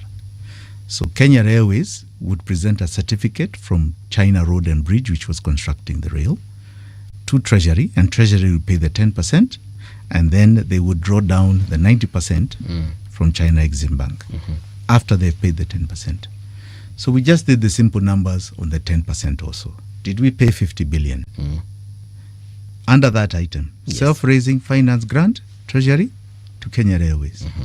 The total amount, my good friend, that we paid was not 50 billion. How much was it? It wasn't 100 billion. How much? It was 644 billion as a contribution of 10%. So if the rail cost 500, we've already paid it. We paid it and change. So China Road and Bridge received a loan payment from Exim Bank of 450 and from us 644. That takes you to about 1.1 trillion shillings for a project that is 500 billion on record vis-a-vis their contracts. The same China Road and Bridge comes and tells us they have now invested in an expressway of 100 billion. Private money. They say it's their money. I say it's our money that they were washing back. So I don't believe we have a loan with SGR. So whatever, this is just smoke and mirrors. Yeah. Let me ask a different question, Jimmy. I am going to circle back to what I was saying. I'm just giving it a rest now. Oh yeah, we still have time. The what does Safina stand for? What sort of party are you? Yes, I'm glad you've said that. We are a party that is committed to what we call the economic liberation of Kenya. The liberation that we have never had since 1920. In other words, we want to eradicate in totality poverty.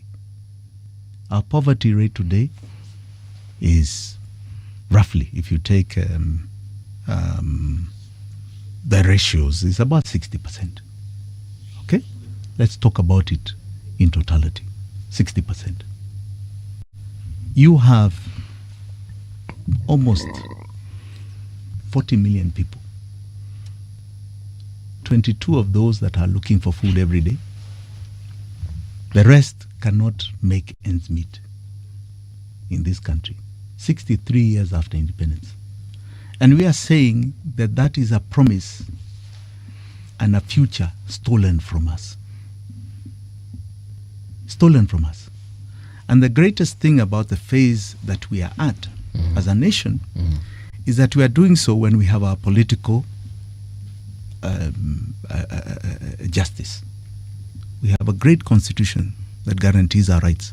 So we can scream now about resources. And please remember our foundation. That company called Imperial British East Africa came here because they wanted to exploit us economically. Our resources and our people economically. And we have never had that freedom. Yet we work hard, we produce, we go to school, we do everything, but we do not have that. So Safina's principal guiding role is that it is glorious to be rich. And it is glorious that we want to see every Kenyan as rich. And that it's an achievable target in our lifetime. In fact, now, not tomorrow. Okay? And that when we are rich, you have the greatest freedom, because then you have the freedom of choice. You kneel before nobody. And as we achieve that glorious economic justice, we are praying that we don't lose who we are. We help brand who we are. We go through what you call our cultural ethos, because we have been too defined by others. What is a Kenyan?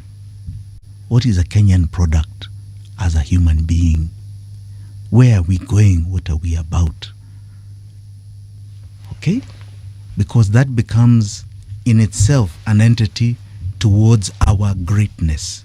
Because Safina's role is to achieve our greatness. And in that greatness, we want to embed an ideology.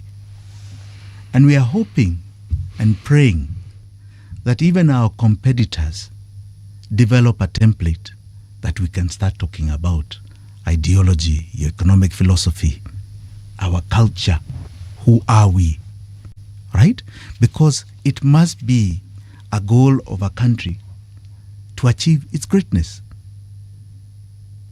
Historically, many countries have gone, the great nations that are talked about, such as China, Singapore, because those are references to us because of our economy just 40 years ago and so on in relation to them. The leaderships of those times said, we are not interested in political rights, but we guarantee the citizenry economic rights and economic prosperity and richness. And they did. Today China is still a one-party state, but their per capita income is unmatched. Singapore, the highest per capita income in the world, still got a bit of a dictatorship.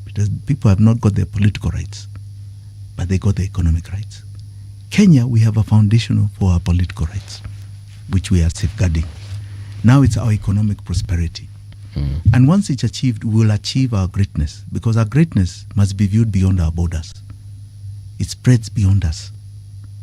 That is a Kenyan product in a human being, in a person, selling a particular philosophy. Great Britain is called Great Britain today because most of the world speaks English. They were the greatest empire, but they left us with their language.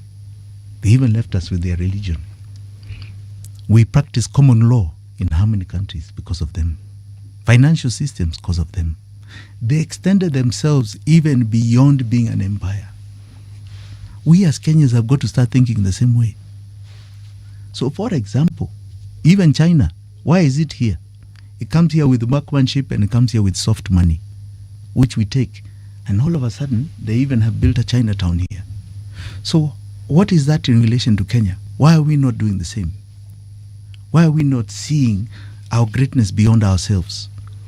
We must expand our greatness. And the next 30 years, in other words, the next generation of our lives must be about our greatness, not about our problems. I think we are tired of dealing with problems. We've got to overcome these problems and start talking about our greatness, expanding our wherewithal with the world. The world is 8 billion plus people. Sub-Saharan Africa is 1 billion people. Why are we not influencing them? Why are we not there? Why are we not present? And one of the things we intend to do with some of this money we are saving from debt is extend our own Kenyan Exim Bank, for example. Right? Which can extend a few $1 billion towards construction, infrastructure construction of even our neighbors. Because we have got the capacity. And we will use our own Kenyan companies to go and do that work, the same way others do the same. It is tied to Kenyan concerns. We can extend our teachers, right, on grants to some of these nations, so that we are in sync with what is the philosophy of a greater market of East Africans, for example, right? So that our numbers start dictating more and more our greatness in the world. Okay? Jimmy, how would a Safina government deal with corruption and opulence? What we intend to do is create what you call small government. Small government, the tenets of it were built mainly by an economist called Milton Friedman, who said, what is the role of government? And we are great believers of this. He had 4 tenets, but we had 5. The simple role of government. I want to use Milton Friedman because, government was formed by the Greek philosophers of yesteryears, Socrates and Plato and all this. But I want to deal with Milton Friedman, who said government, in principle, should be what the private sector cannot do. So, number 1, the private sector cannot defend us against outside aggressors. No matter how you think about it, it can create some tools towards it. The private sector can make drones or can do this or do that. But in terms of marshalling and manpower in a direction to protect our borders against any aggression on the citizenry, the government is good at. Okay. Number two, a government must be there so that we don't also deal with each other, against each other. So a police force that helps us live in a civil manner according to the laws that are there. In this country, we have a further problem with that police force. They also break laws, and they are used by political establishments to deal with what is called dissidents, or who are just expressing themselves as per the Constitution of Kenya. So we also have to deal with that police force. Remember, I said it was created by the Mzungu as a domineering arm, not as a service arm. Okay. And we Actually, intend as a subjugating as arm. a subjugating arm. That's Yes. even better words. As a subjugating arm. And we are going to propose and are proposing today, and we intend to legislate immediately on coming to power.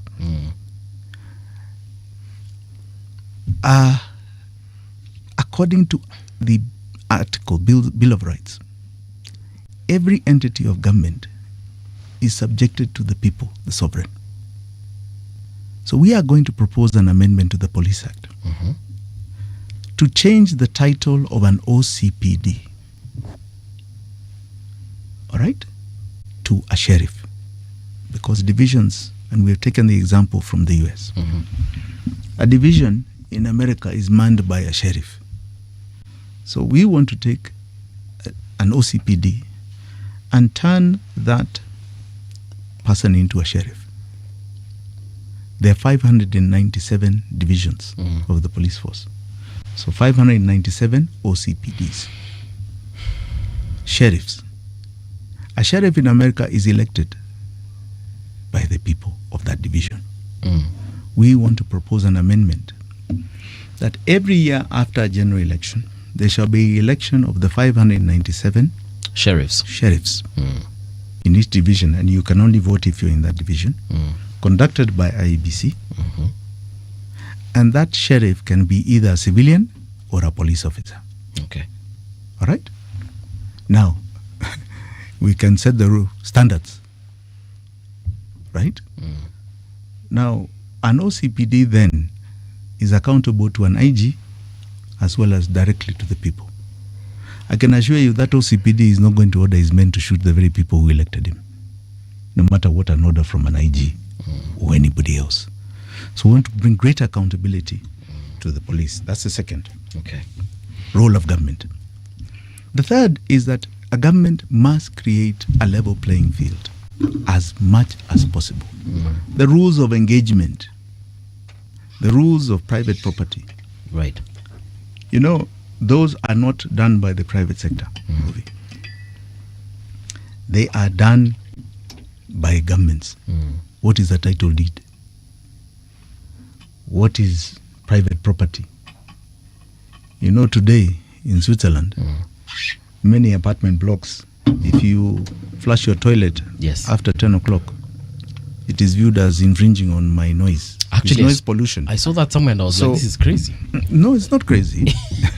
There are certain things that they value. Yes. So a government needs to create those sort of rules. This is why the legislature is there. And we intend to make it really work for the people. That's number 3.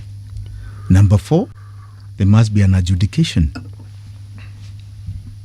for disputes. How do you handle disputes? That's why the judiciary must really be vamped up to be really at the village level of disputes, even if it means getting up chief courts or whatever it is, where disputes are handled. So these are the basic roles of government. We add 5, which is principally that the government must be there for humanitarian reasons. If we have a crisis, if we have an issue that needs to be dealt with as a nation that was not foreseen, the government must be there. Outside of that, what business does government have even running schools? can be done by the private sector. Why is it running schools? Why is it not run? Why shouldn't county governments run schools then? Why should the county governments run them? Why can't private sector do it? I'm asking why not. No, but why should they? I have a problem with private sector being involved to that level of degree. Because Well, then, that is one thing I would like to debate. Because there is no record in this world where governments have been more efficient than the private sector. None. if only efficiency that is measured by the actions of private sector, the standards we're using, you have a valid point. Now, let's talk about standards, right? This is where government comes in. What are regulations? What are the ways we operate? What are the standards? Government can even be the one that invigilates, in other words, prepares what are called fair exams or agrees the template for that creation. But it has no business running schools. Actually, it does have business running schools, and I'm going to say why. That one we'll debate. I'm Yes, just we telling will. you the roles. Yes. The roles. Yes. Because we can go to that, we can go to hospitals, we can go to very many things. All right?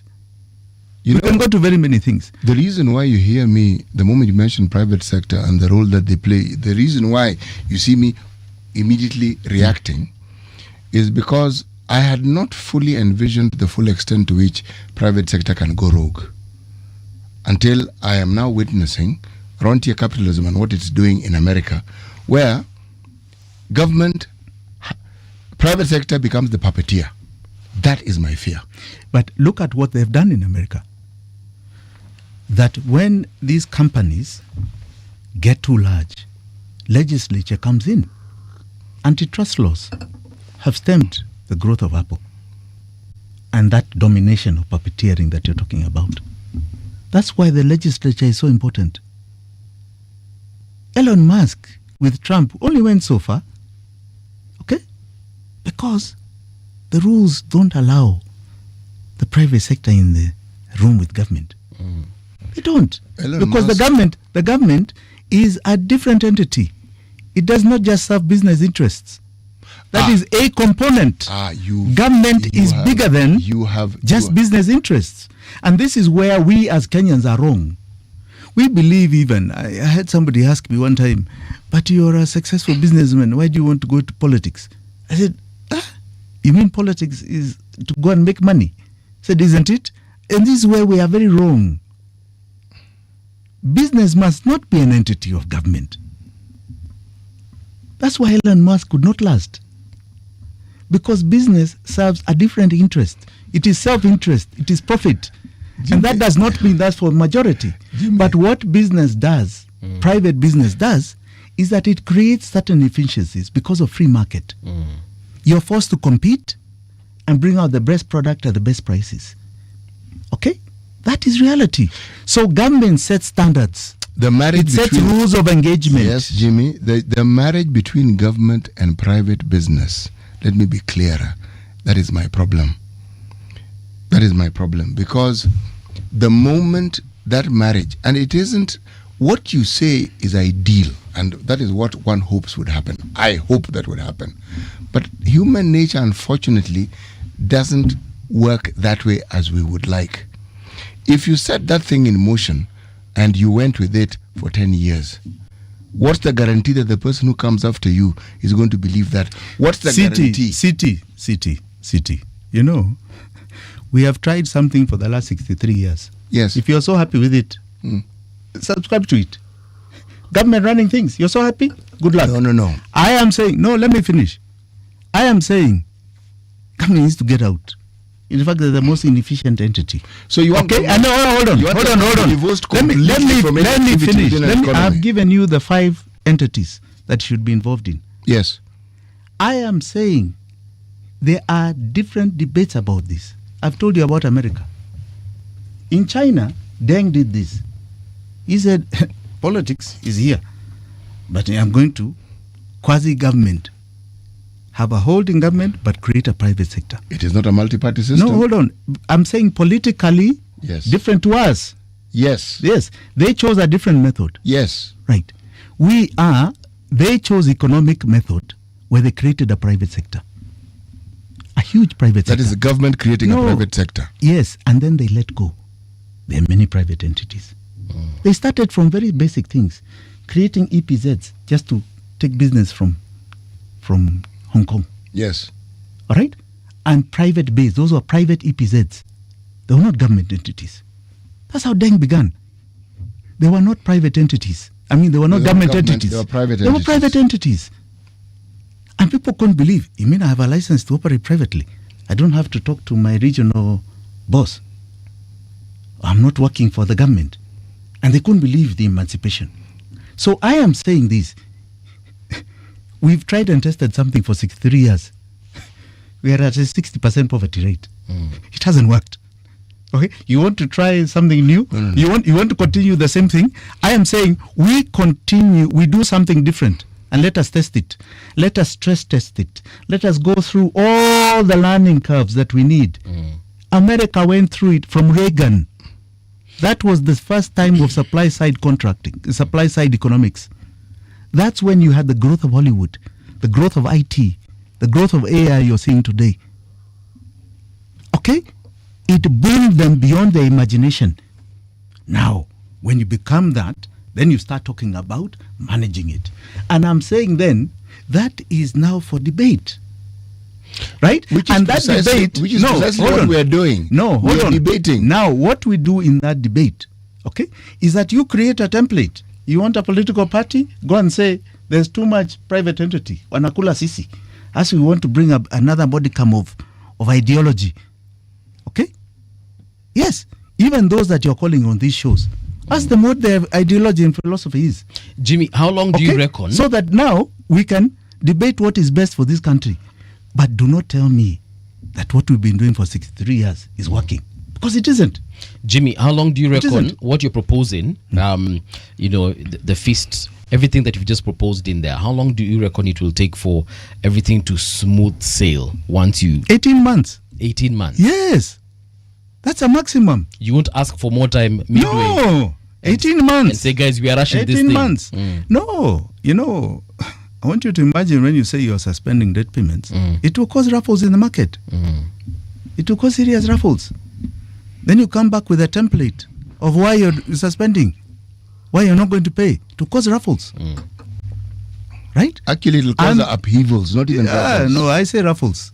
Upheavals. No. I don't believe upheavals. Why? Those are cartels who will be creating upheavals. Why would it cause upheavals? Wachana na hiyo. And we will not be blackmailed.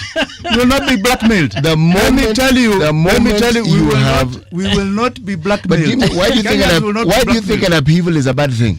No, it will not. And the upheaval is an overhaul. No, it will not cause upheaval. So you will not be overhauling. What will happen? Of course, it will be an overhaul. But that's what an upheaval is. No, not necessarily. You can overhaul without an upheaval. In other words, people like to use the word upheaval and all those things to show that like there'll be a crisis, like a revolution. I'm sorry, it's not going to be like that. That is just people trying to make sure you don't do what you're saying you're going to do. We will not accept words like upheaval. That is fear-mongering. This will be a seismic change. But Jimmy, okay? A seismic change is not upheaval. A seismic change to the way we have operated. It's not an upheaval. It's progress.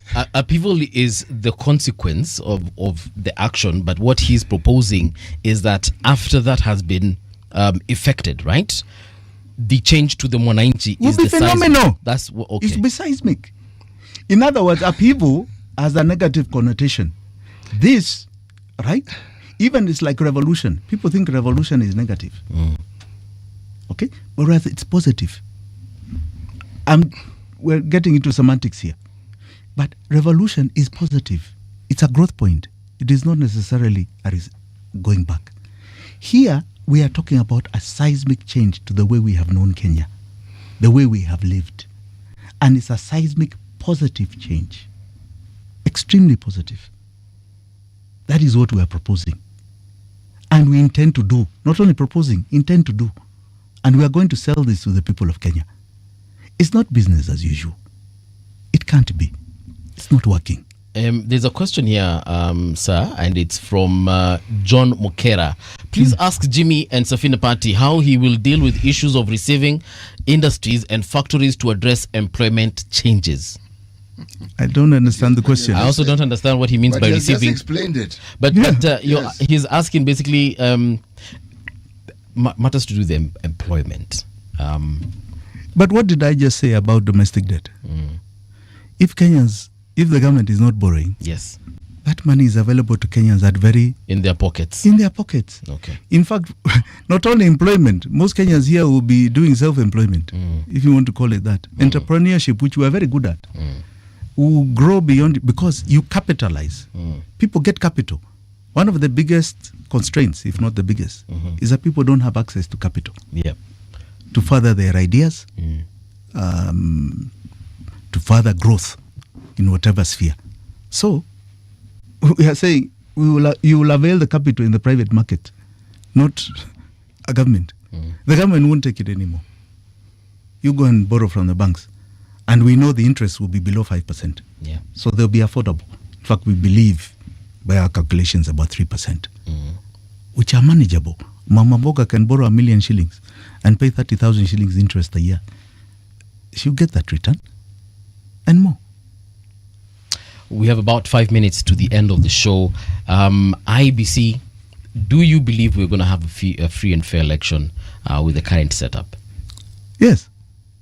There may be attempts at voter suppression, whether it's in the registration process or in the methodology. But we have reformed so greatly. The greatest were the reforms that were embedded in the minor care case, which my deputy, I was actually the lawyer for. And I want to tell you, anyone imagining they can rig elections, it was attempted in 2017 and they were exposed in the Supreme Court. Those things, please, wachana nayo. Kenyans, get out, go and register. 8 million Kenyans didn't vote last time. They were the largest voter. Even if you take the last registry, I can assure you, this regime is gone and change is here.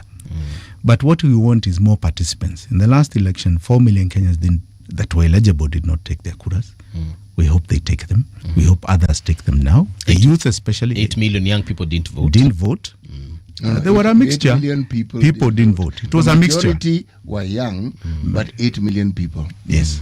And they were the largest voter. Okay. 4 million were eligible to take kuras and they didn't.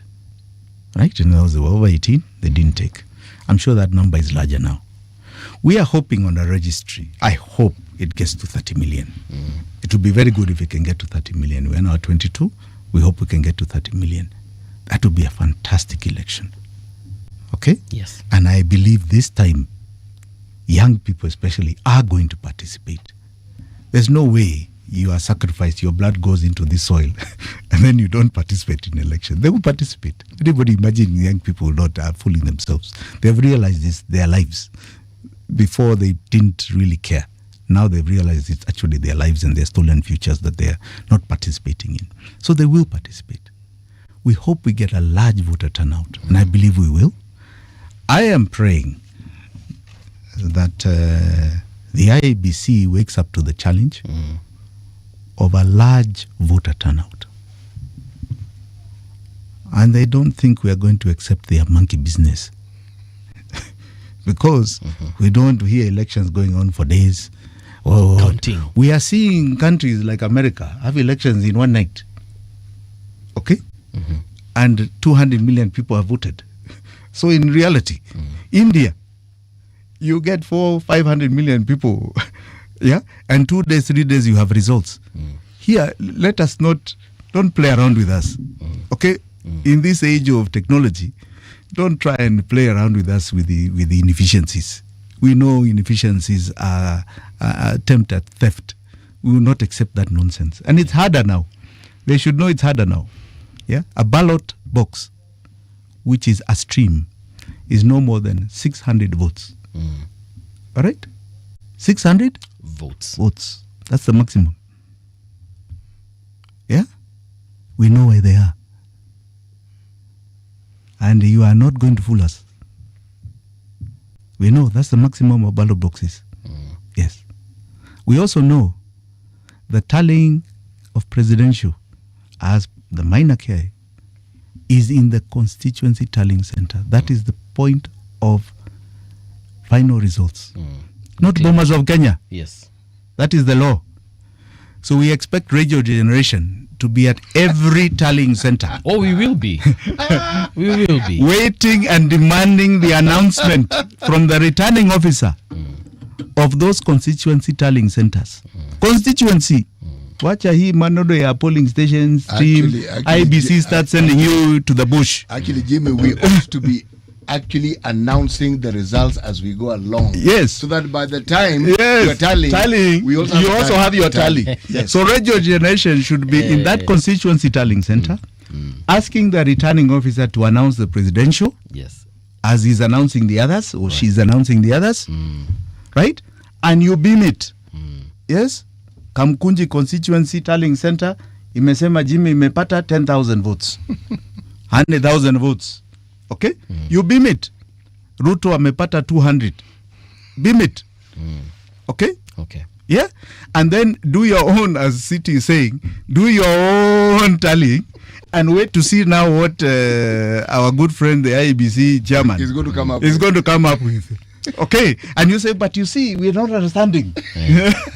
Not, okay. The final results are not Bombers of Kenya.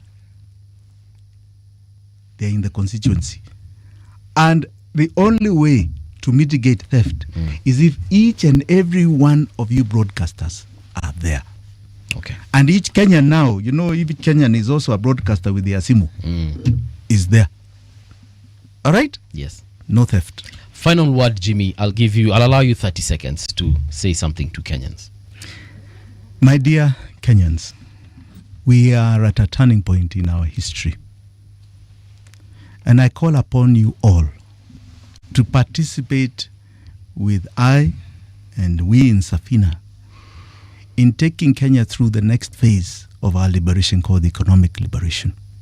I plead with you to seize this moment, to look at every single leader that comes before you attempting to take your vote,